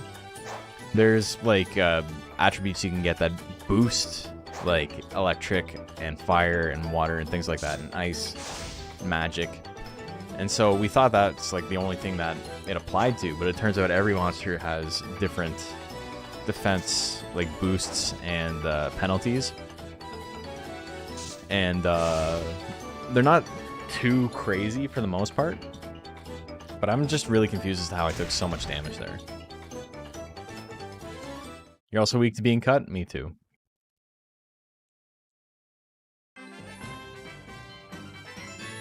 The American way. Poncho's the most American monster.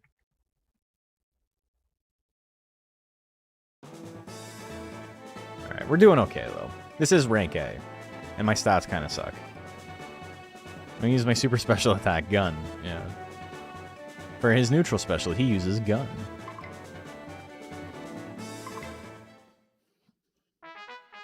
Alright, we get to see another Mogi. It's Mogi night in America. Here we go. He's got some big attacks. Ground beat. Octopi's your fave? Octopi's fun. Have I ever raised one? What kind of build suits it? Genuinely depends what game you're playing. Because in this game, he's kind of like... he's like an intelligence speed monster. In Monster Rancher Advanced, I'm pretty sure he's got really, really high power gains for some reason. I don't remember exactly, but they've changed how he works a couple of times.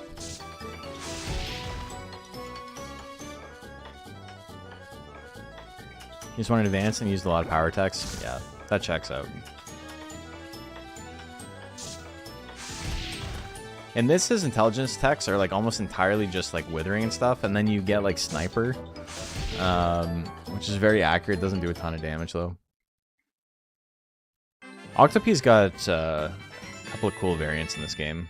There's one that just looks like a cow, like he's got like the piebald spots on it, like the white with the black spots. It's pretty cute.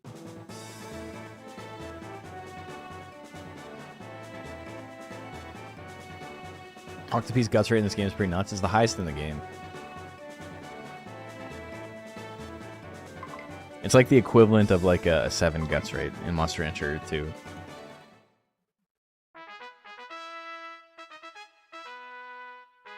Alright, Zephyr.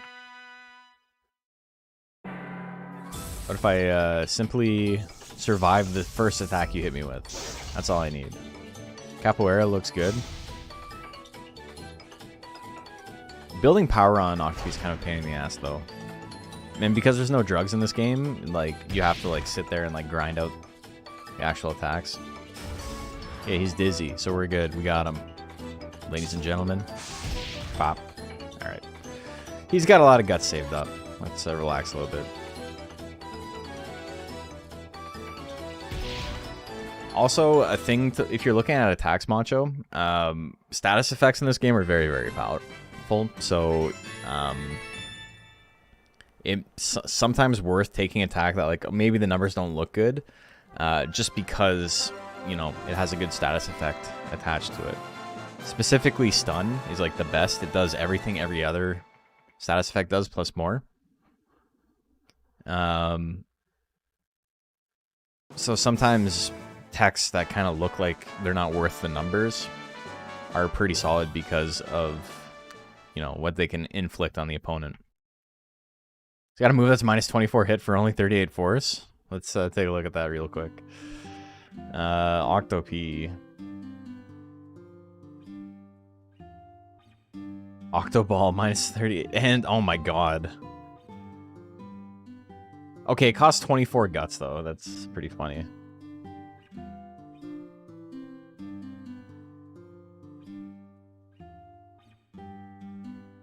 That's so bad, but it's very funny.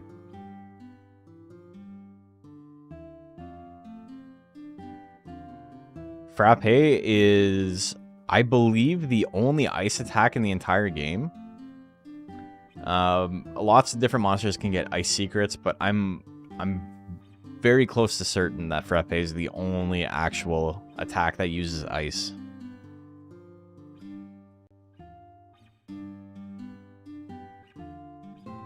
It's not, they didn't well balance all of the attacks. Hell, what is it? Undine's Ice Beam doesn't use ice. Not Undine, Ogio. Ice Beam is a heart attack. Seems a little tired. That's fine. He can take a rest.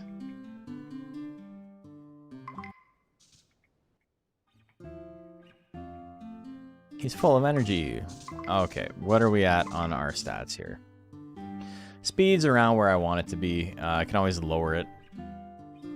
Power, I need it to be 950, so that's going to take a little while. Life and power is probably the play here, but also getting defense up to about 350, roughly where I want it, is probably okay as well.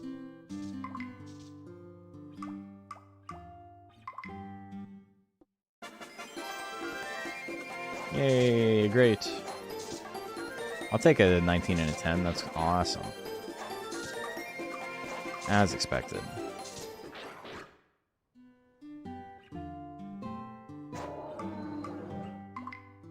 Give him the bone-in meat. He's cold-hearted? Damn. I think if power was based off cuteness, Octopi would win every time. I don't know if it beats Poncho.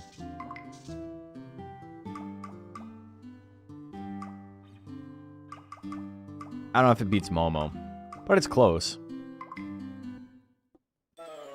Come on, man. Keep at it, brother. I believe in you. Well.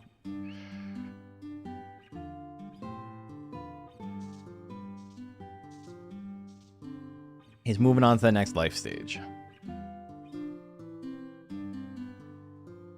I don't see why they don't make a Monster Rancher game with every monster. Didn't Advance have the most variety? Advance 2 did have a lot of monsters, yeah.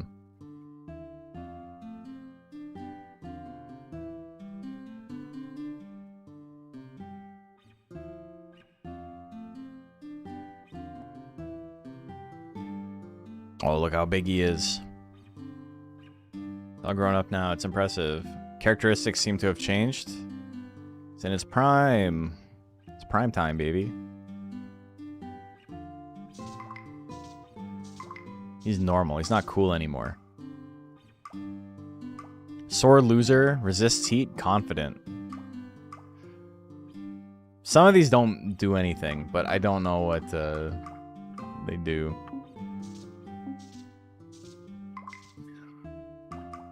We're not finding out right now.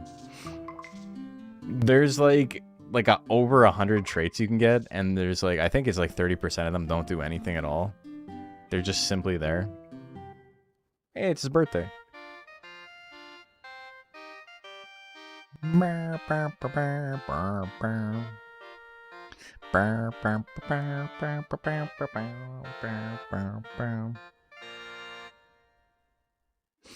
A little off time again, but that's okay. Resist heat makes your monster better adapt to Takurama. Yeah, because Takurama and Brillia tire your monster out a little bit quicker than the other regions do. And having resist heat and resist cold negates that. Makes it resist fire element attacks? That's sick. I did not know that. And a little happy birthday theme. It's just the Monster Rancher 2 theme, except goofier. Tiger's tail in this game looks like a paintbrush.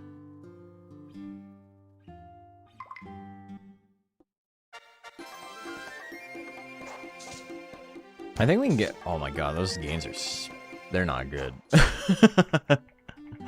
We gotta grind these out.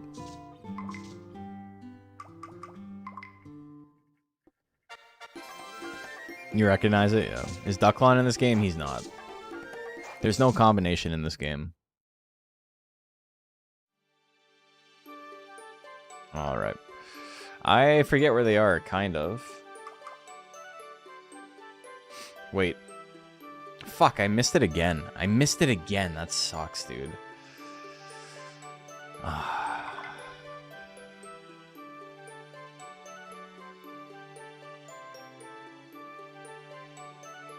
When's the last time I saved? Let me...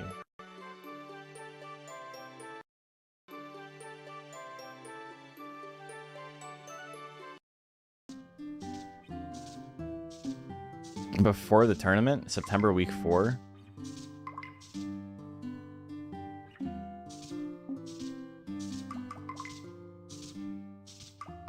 I could just do it again.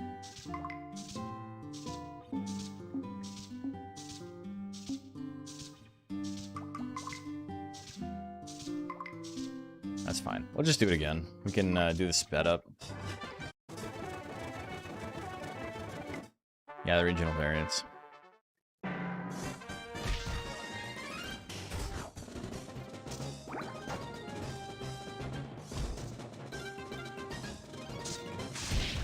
Tiger's Guts regen in this game's not very good. Why did so much change between Monster Rancher 2 and 3? Was 2 not popular? It was the most popular game in the franchise. But they just want to try something new. They had an idea for a different type of game, and they followed through on it. What I'm playing this on? PCSX2. PCSX2. It's like the only real PlayStation 2 emulator.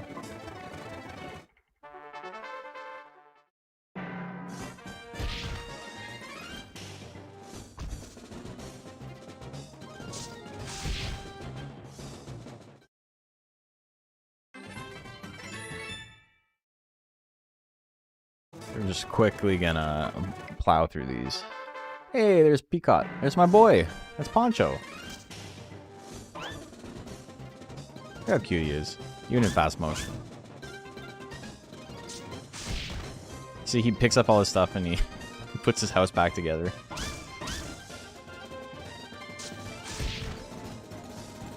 Upgrade to PS2 is probably the most realistic reason. For the design changes, I don't know if that would matter too much. Also, if your monster knows elemental knowledge secrets, it not only increases elemental damage, but also decreases the damage from that element's attack. So fire secrets and resist fire is actually a good defensive stack. Yeah. Stuff like stone skin plus armor is great if you just want to be like hyper defensive. Like not dodge anything. But getting those traits on a monster that doesn't have a slow guts rate is kind of tough. You don't want to get withered out all the time. Even though withering works a little bit differently in this game, basically withering scales with how much guts you actually have. So if you have 99 guts and you get withered, you'll get withered for the full amount. If you have like 12 guts and you get withered, you probably will only get withered for like 3 or 4 guts. You'll never be like completely out. It can lock you out of using big stuff pretty easily, but as far as like never being able to use chip, that doesn't really happen in this game. So having at least one cheap attack is usually a pretty good idea,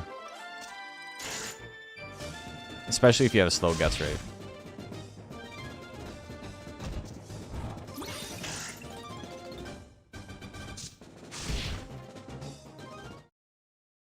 Is that to prevent guts lockout? It's just, yeah, I think it's a design change they made. Because in Monster Rancher 2, they made it so a monster couldn't attack if it had less than 45 guts saved up.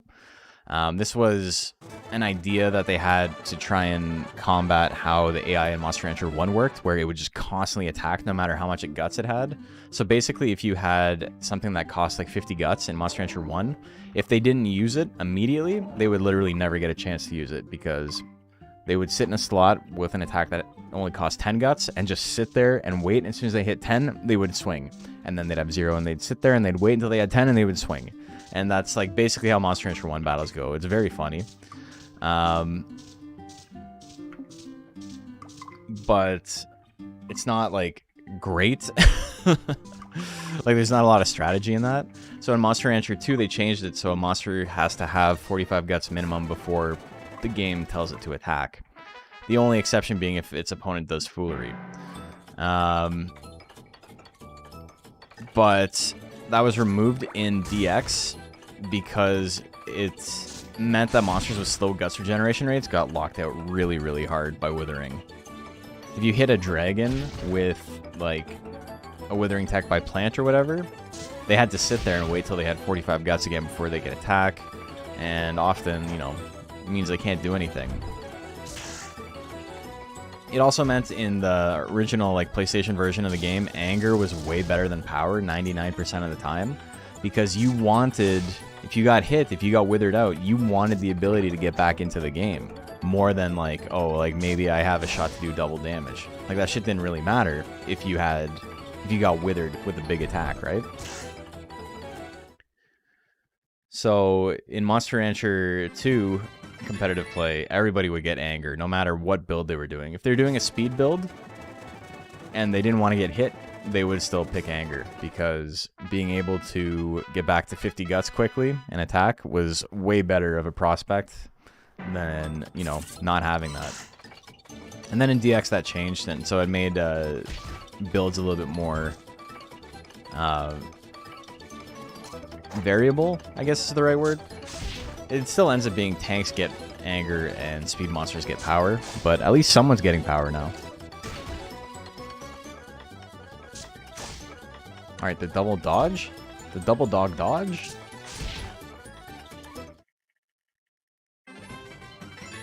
The one I was able to breeze through Monster Rancher 1? It's also just an extremely easy game compared to 2. 2 is not a difficult game at all. Or sorry, 1's not a difficult game at all.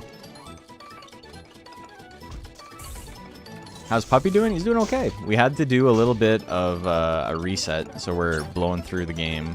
Blow arrowing through the game at 2x speed, because I missed one of the stone tournaments. He's doing okay, but I'm not getting enough traits on him, so I think he might not actually end up being the one I enter. I might have to use his heart and get another one after that. But we'll see. We'll see how I'm feeling at the end of it.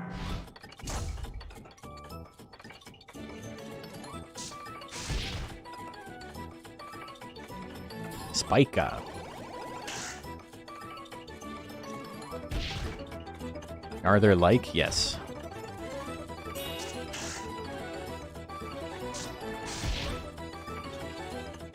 Genning tools in the community? Yeah. Game Shark. You can use Cheat Engine. But the problem is, we don't allow them. And the reason we don't allow them is because, think of it this way. In Pokemon, I am pro-genning for Pokemon. I've played a ton of competitive Pokemon. It's the first series I ever played competitively when I was 10 years old. I went to tournaments all the time. I'm pro-genning because I think what matters is how you perform in the battle, right? You have to perform. You still have to pilot well. And so that's what matters. I don't really give a shit if you spent 46 hours rolling for perfect IVs or not. Like, none of that shit matters to me. This game's the opposite. Because the actual battles have no player agency in them, if you use genning tools to make the monster, you literally have not played the game at all. Because you're not raising the monster, and you're not controlling them in battle. You're not piloting them. So it ends up being like a robot made this guy. Like, you didn't actually enter the monster, a robot did. So we don't allow genning because of that. Like, it doesn't make sense. If you could pilot the monster, I still think we probably wouldn't allow it. But it's not... It doesn't take as long to get a monster ready as it does for a team for Pokemon. So I probably still wouldn't allow it, but it would be more understandable if other people like were not against it. But not but genning something when you don't even control the end result is just like you like literally didn't play the game at that point. So that's kind of the community consensus on it, I think. Making professional level Pokemon so harshly RNG dependent. They've made it easier. Like, it's way easier than it's ever been now. But that doesn't mean it's fun, right?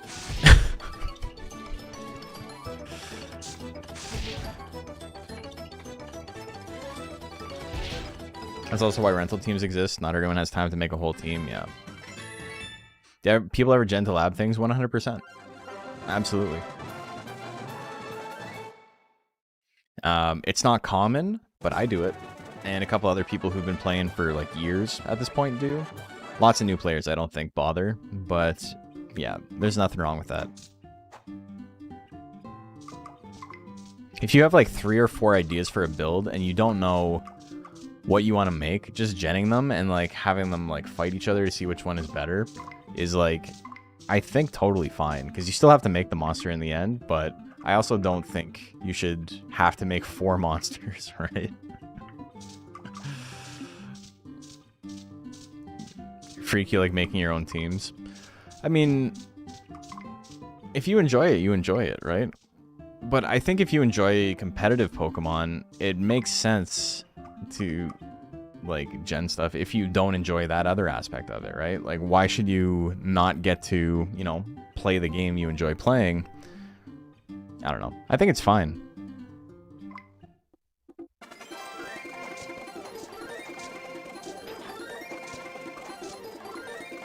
Okay, we're almost where we were. We're gonna do another tournament though. That tournament's gonna give us a stone, and that stone... Also, I should sell the one I have, because I can only hold one.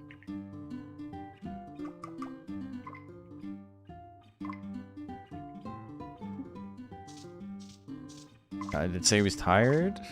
No, he's okay. It's like 1,000 times easier thanks to hyper training, yeah. I tried building my Pokemon teams the standard way and absolutely couldn't do it.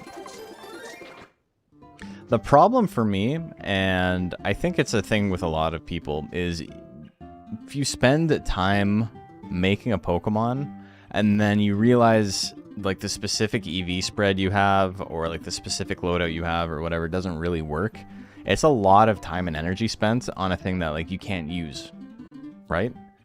So I think that's my main... I think that's the main advantage of being able to gen. It's just... Okay, what? So it didn't even get resist heat this time? I should have saved before that. That's fine. That sucks, man.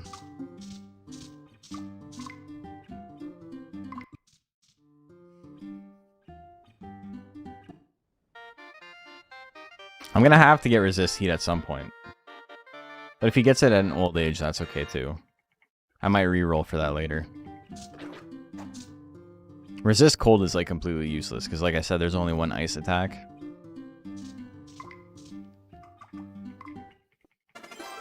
Okay.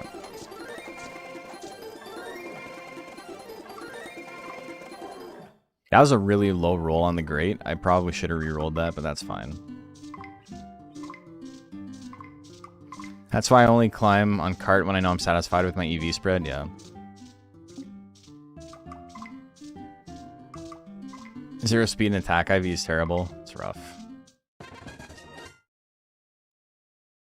Chlorella Stone, alright. We're in there, we can slow it down. EV training is probably the most cancer thing about Pokemon training. I refuse to ever do it. I don't think it's that intense. I don't think it's that... crazy of a thing, but I get it.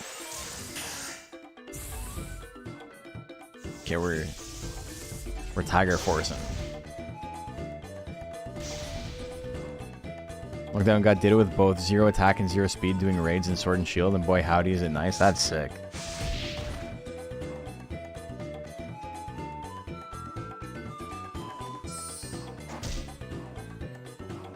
I got flipper kicked. Brother, I'm at like a 90% on that. I literally always miss it. What's going on? What's going on? When I said, yeah. Did Fortnite and Blondes have a second song? Was that their only one? They removed the limit for vitamins anyway. EVs to 252 nowadays. Remember when limit was 255 but 3 EVs were essentially wasted? Yes, I do remember that. I remember those days.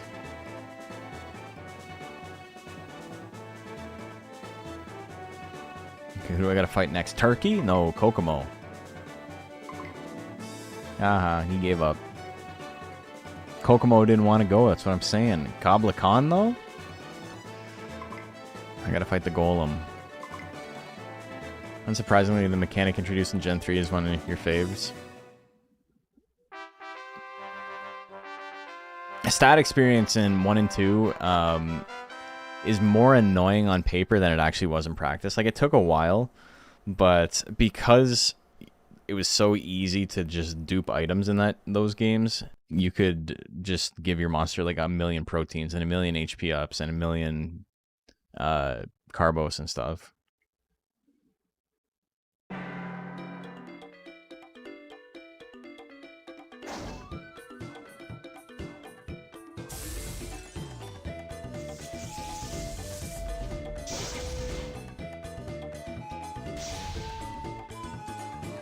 It wasn't tedious, but it made builds more samey. Well, yeah, because everything was like... It either had the max stats or it didn't. This Golem looks even more like that yellow robot cartoon. Metabots? Yeah, he kind of does have a Meta-B look to him. Specifically the face. How Mario Golf this song sounds? It does kind of sound Mario Golf. I use this song in my... Rancher Rundowns pretty often. I haven't recently, but I used to do it like all the time. It's 100% the mouth, yeah. Head shape's kind of similar. You know, he doesn't have the big missile launcher horns, but... Okay, so we got an orb. Not an orb, we got a stone. We can finally get an attack that does some damage. So there's a new rundown coming up. Is it for a specific topic or monster? Yeah, it's going to be on Galley. Wasn't there a feature in Toasto Tour where your character could jeer other players when it's their turn? That was in 64 as well, I think.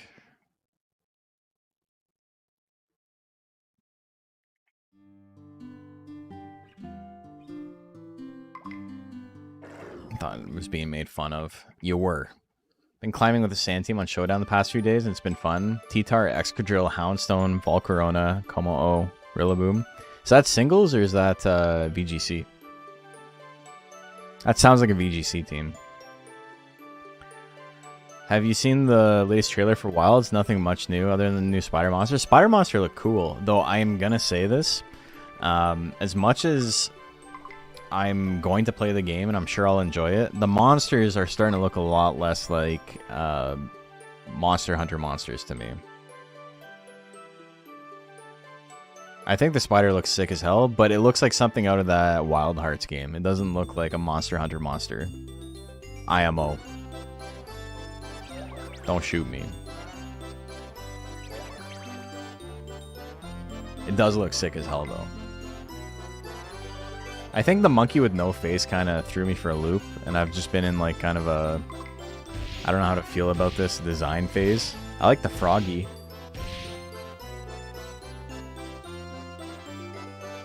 Reminds me of what people said about Gen 5 Dexmons.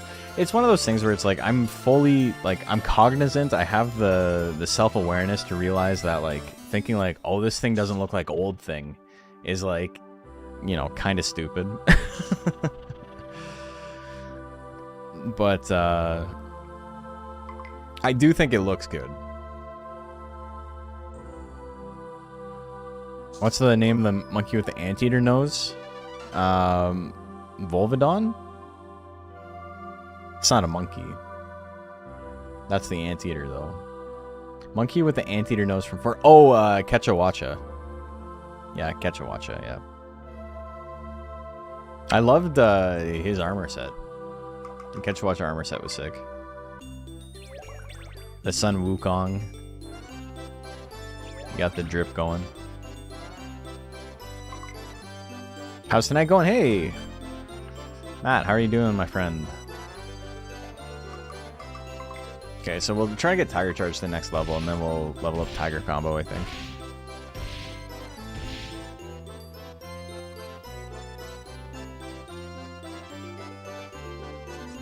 It's funny, Matt, because I made my little title of the stream that he's a tank dog, and then I haven't actually raised his defense at all, so he's very speedy.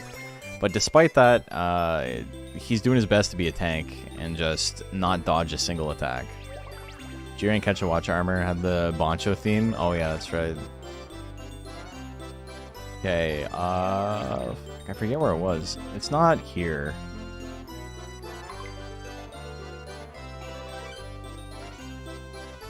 God, where is the third one? Is it here?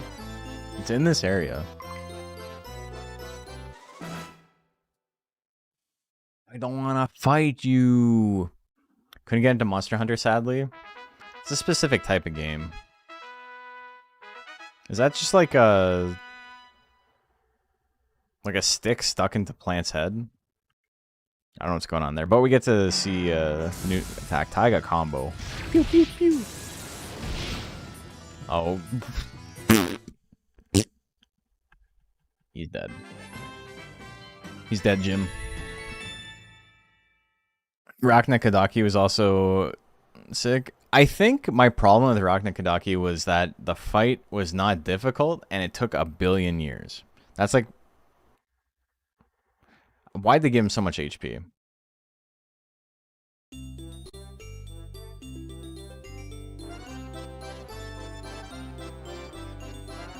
Okay, dude, I don't remember where the last one is.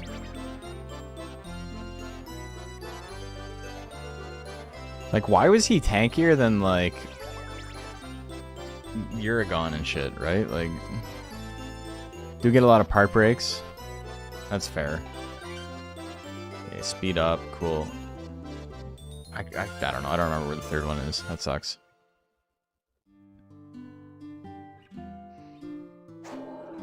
Is this streamer stupid? Yeah. Sometimes.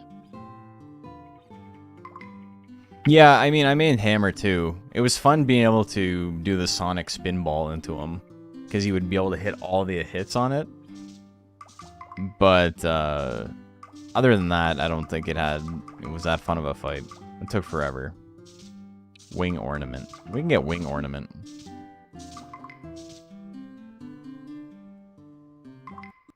Has that one sound DK had in Melee? Yeah. What's really funny about the sound effects in this game is that I don't think you can hear the sound effects if you do, if you look at them in the encyclopedia. If you take a look at Zoom. Okay, so there's no sound effects. But he makes, like, sound effects kind of like you would think of, like, when you think of dinosaurs in Jurassic Park. That's kind of the sound effects he's making. But what's really funny is this guy has the exact same sound effects. They just reused them.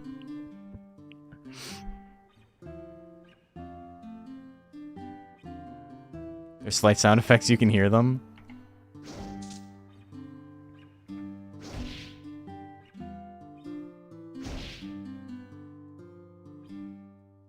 There are sound effects, but he's not making the screeching noises.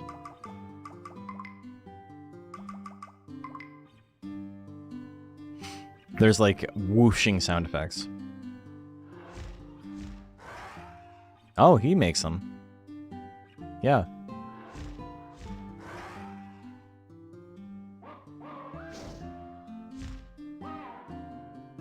Okay, so he does make them here. But the Raiden's not making any.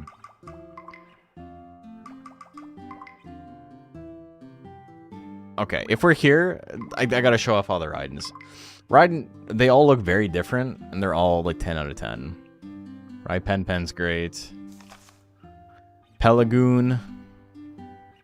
Oh, look at this guy.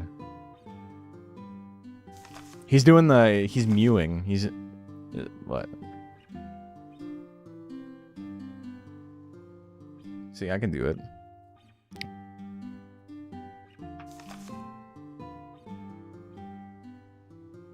Lost Pelipper Evo? I know. Game looks so physically pleasing. Griffin looks neat. This is the one I don't like. The Phoenix one, but it still doesn't look bad. Regular Raiden. And then we get into the goofy ones. That one still looks good. It's no Cowbird, though. Cowbird doesn't need to be mewing. He already knows he's alpha. Foghorn, Leghorn ass, yeah. Cowbird's the best. Phoenix learned to be bipedal and snuck into this game's world. I think it's supposed to look like the Phoenix, but Phoenix isn't in this game. Okay, so we actually do damage now. We actually do damage now. How close am I? Senses B now? Senses fail? I'm stuck in a coma. Okay. We can do another battle here. If you register a monster via mutation Evo, you register it to your shrine too? Yes.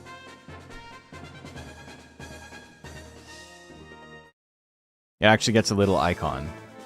If you register them via book or via CD or via adaptation.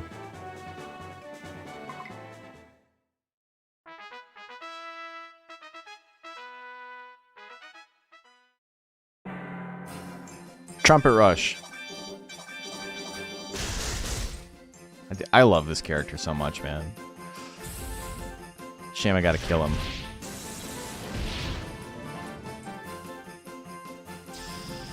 He's stunned? Yeah, you're done for, brother.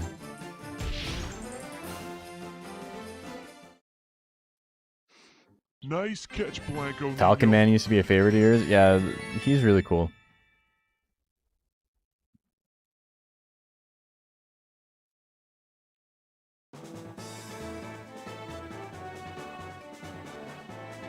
Mars, oh, I forgot there's another one. Norris K and Narmith A's brother. Belmar. It's always the same monsters, I think, in the official, so you don't get to see the ones that aren't in the official if you don't do it. It's Monster Hunter 1 vibes, instead of Monster Hunter 2, where it picks from a pool. He's a little bit tankier, but he got stunned. So this will do a little bit more damage than normal. Yeah, that was pretty good. Cyroller's so cute, man. Chin Birdman. I think you're like 2 minutes behind at most. When you see this, you'll be like, uh-oh.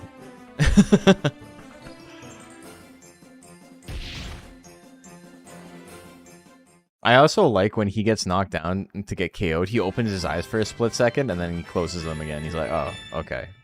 Yeah, oh, I'm so hurt. Oh.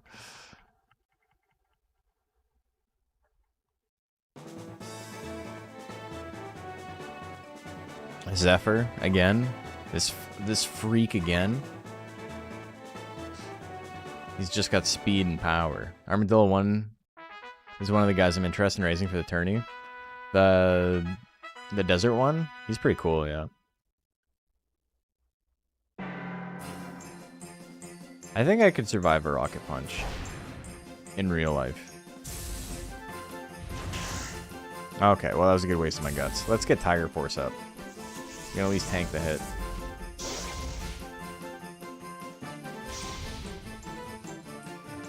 A good stream. Thank you. Oh, I pressed the button to push back. Oops. It's okay. Golem with 70 guts, not great. I'm not a big fan of this. Finger flick.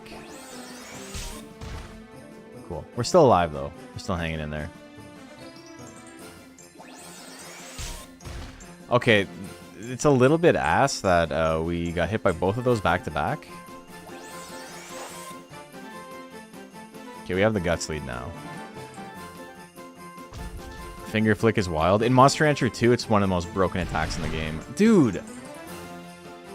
Like, let me fucking dodge. What the fuck?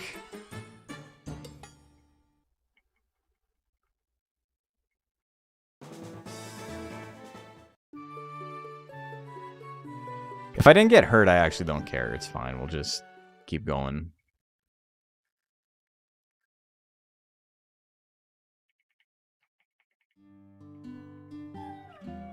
Yeah, it's okay. It's fine. Not quite. I believe in you, brother. You'll get him next time. Alright, let's move up to rank S. Our sense is going to be quite high at that point.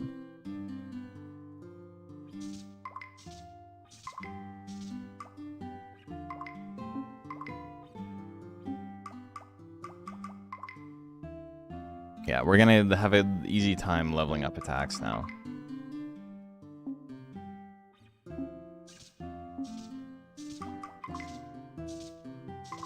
Even if our stats are, you know, we're neglecting them a little bit. Too many cool designs in this game? Yeah, they're sick. It's really hard to pick a monster.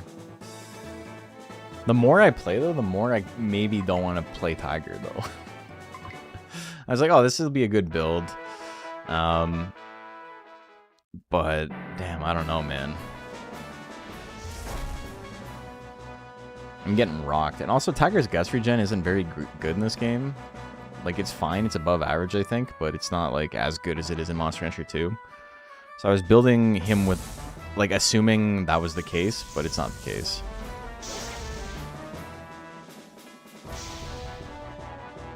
Probably gonna say hi to the red doggo. Hello.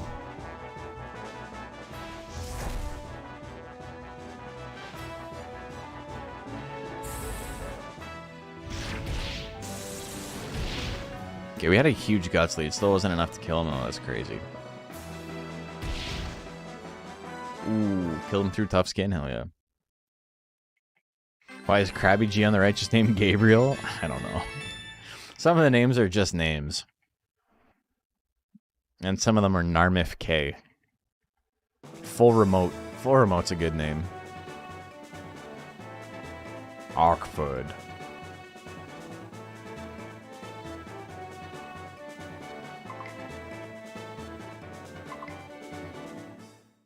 I love Beacon in this game. Do we have any idea at all how good they might be?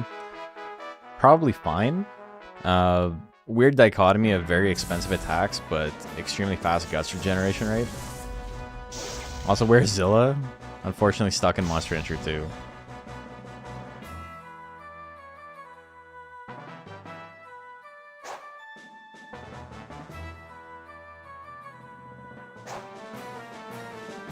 When Beacon that looked like a bee seemed good.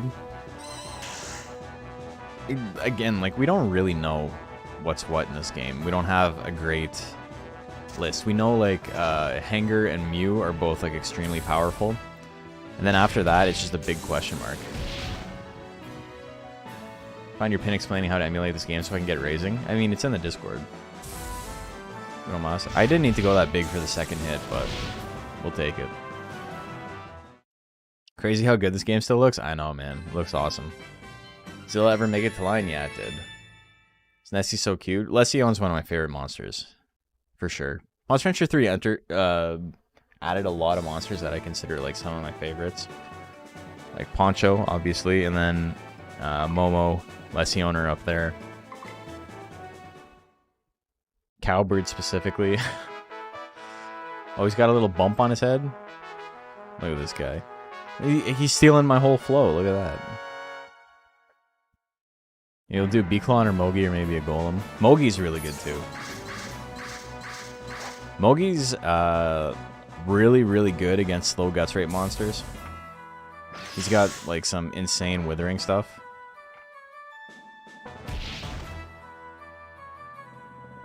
We're just gonna swing it again. He's dizzy? Yeah, we're swinging it again.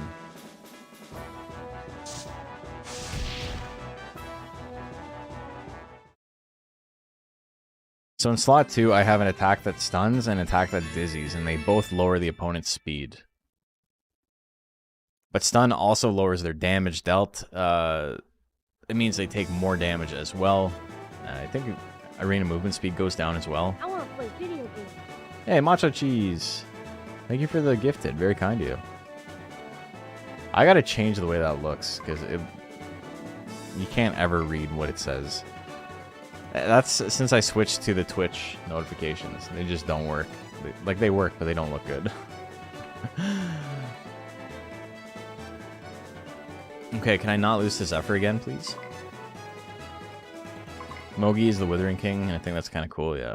Still wondering if tank is viable in this game at all, given accuracy is tied to speed. Yeah, defense is pretty good. So, like, you wouldn't go 0 speed. But maybe if you put, like, 250 more points into defense than you would normally. I don't think going, like, hyper tank is a great idea, but I do think there is a lot of viability in, like, a mixed defenses type of build.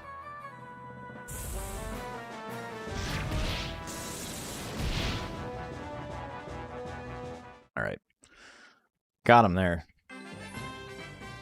Oh my god, it's 12:30. I gotta go to bed.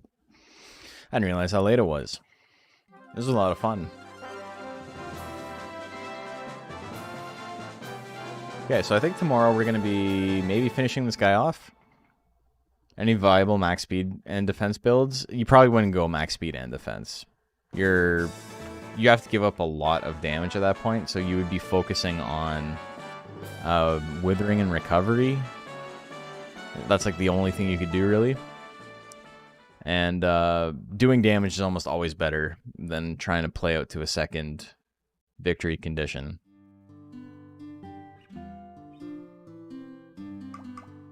As expected. As expected. Haha. I'll give you the bone-in meat. It's your favorite.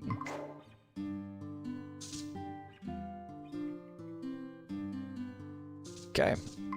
So, curious to see Sense once again. Still B. That's fine, though. And, I think we're looking pretty good to end off the day. We got the attack. Speed's basically where we want it to stay. Life is starting to look okay. Defense will take a little while to get to where we want it, but, you know, defense is also... We don't need to go above 350, so I only need to put 180 more points into it.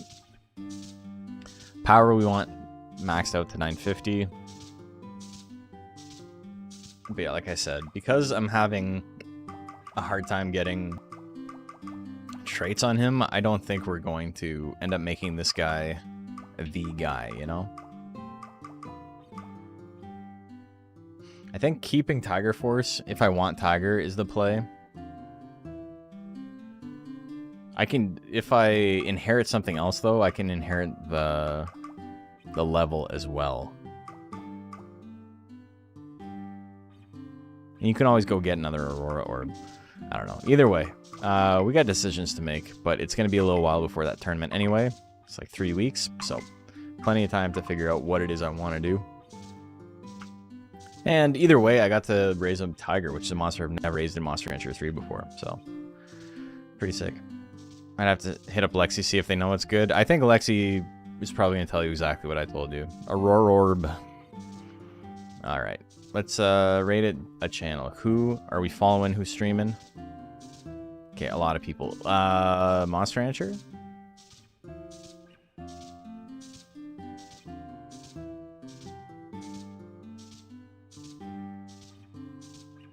Nobody. Who would have thought? Who would have thought nobody's playing Monster Rancher? Why does my boy Mar got 2,000 viewers? What the hell?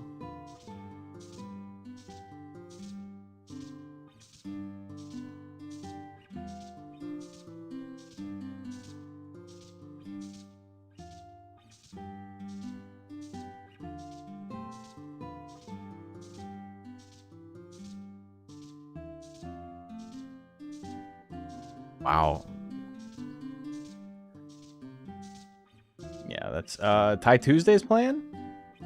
Let's go raid Ty Tuesday. It's been a while since we said hi to him.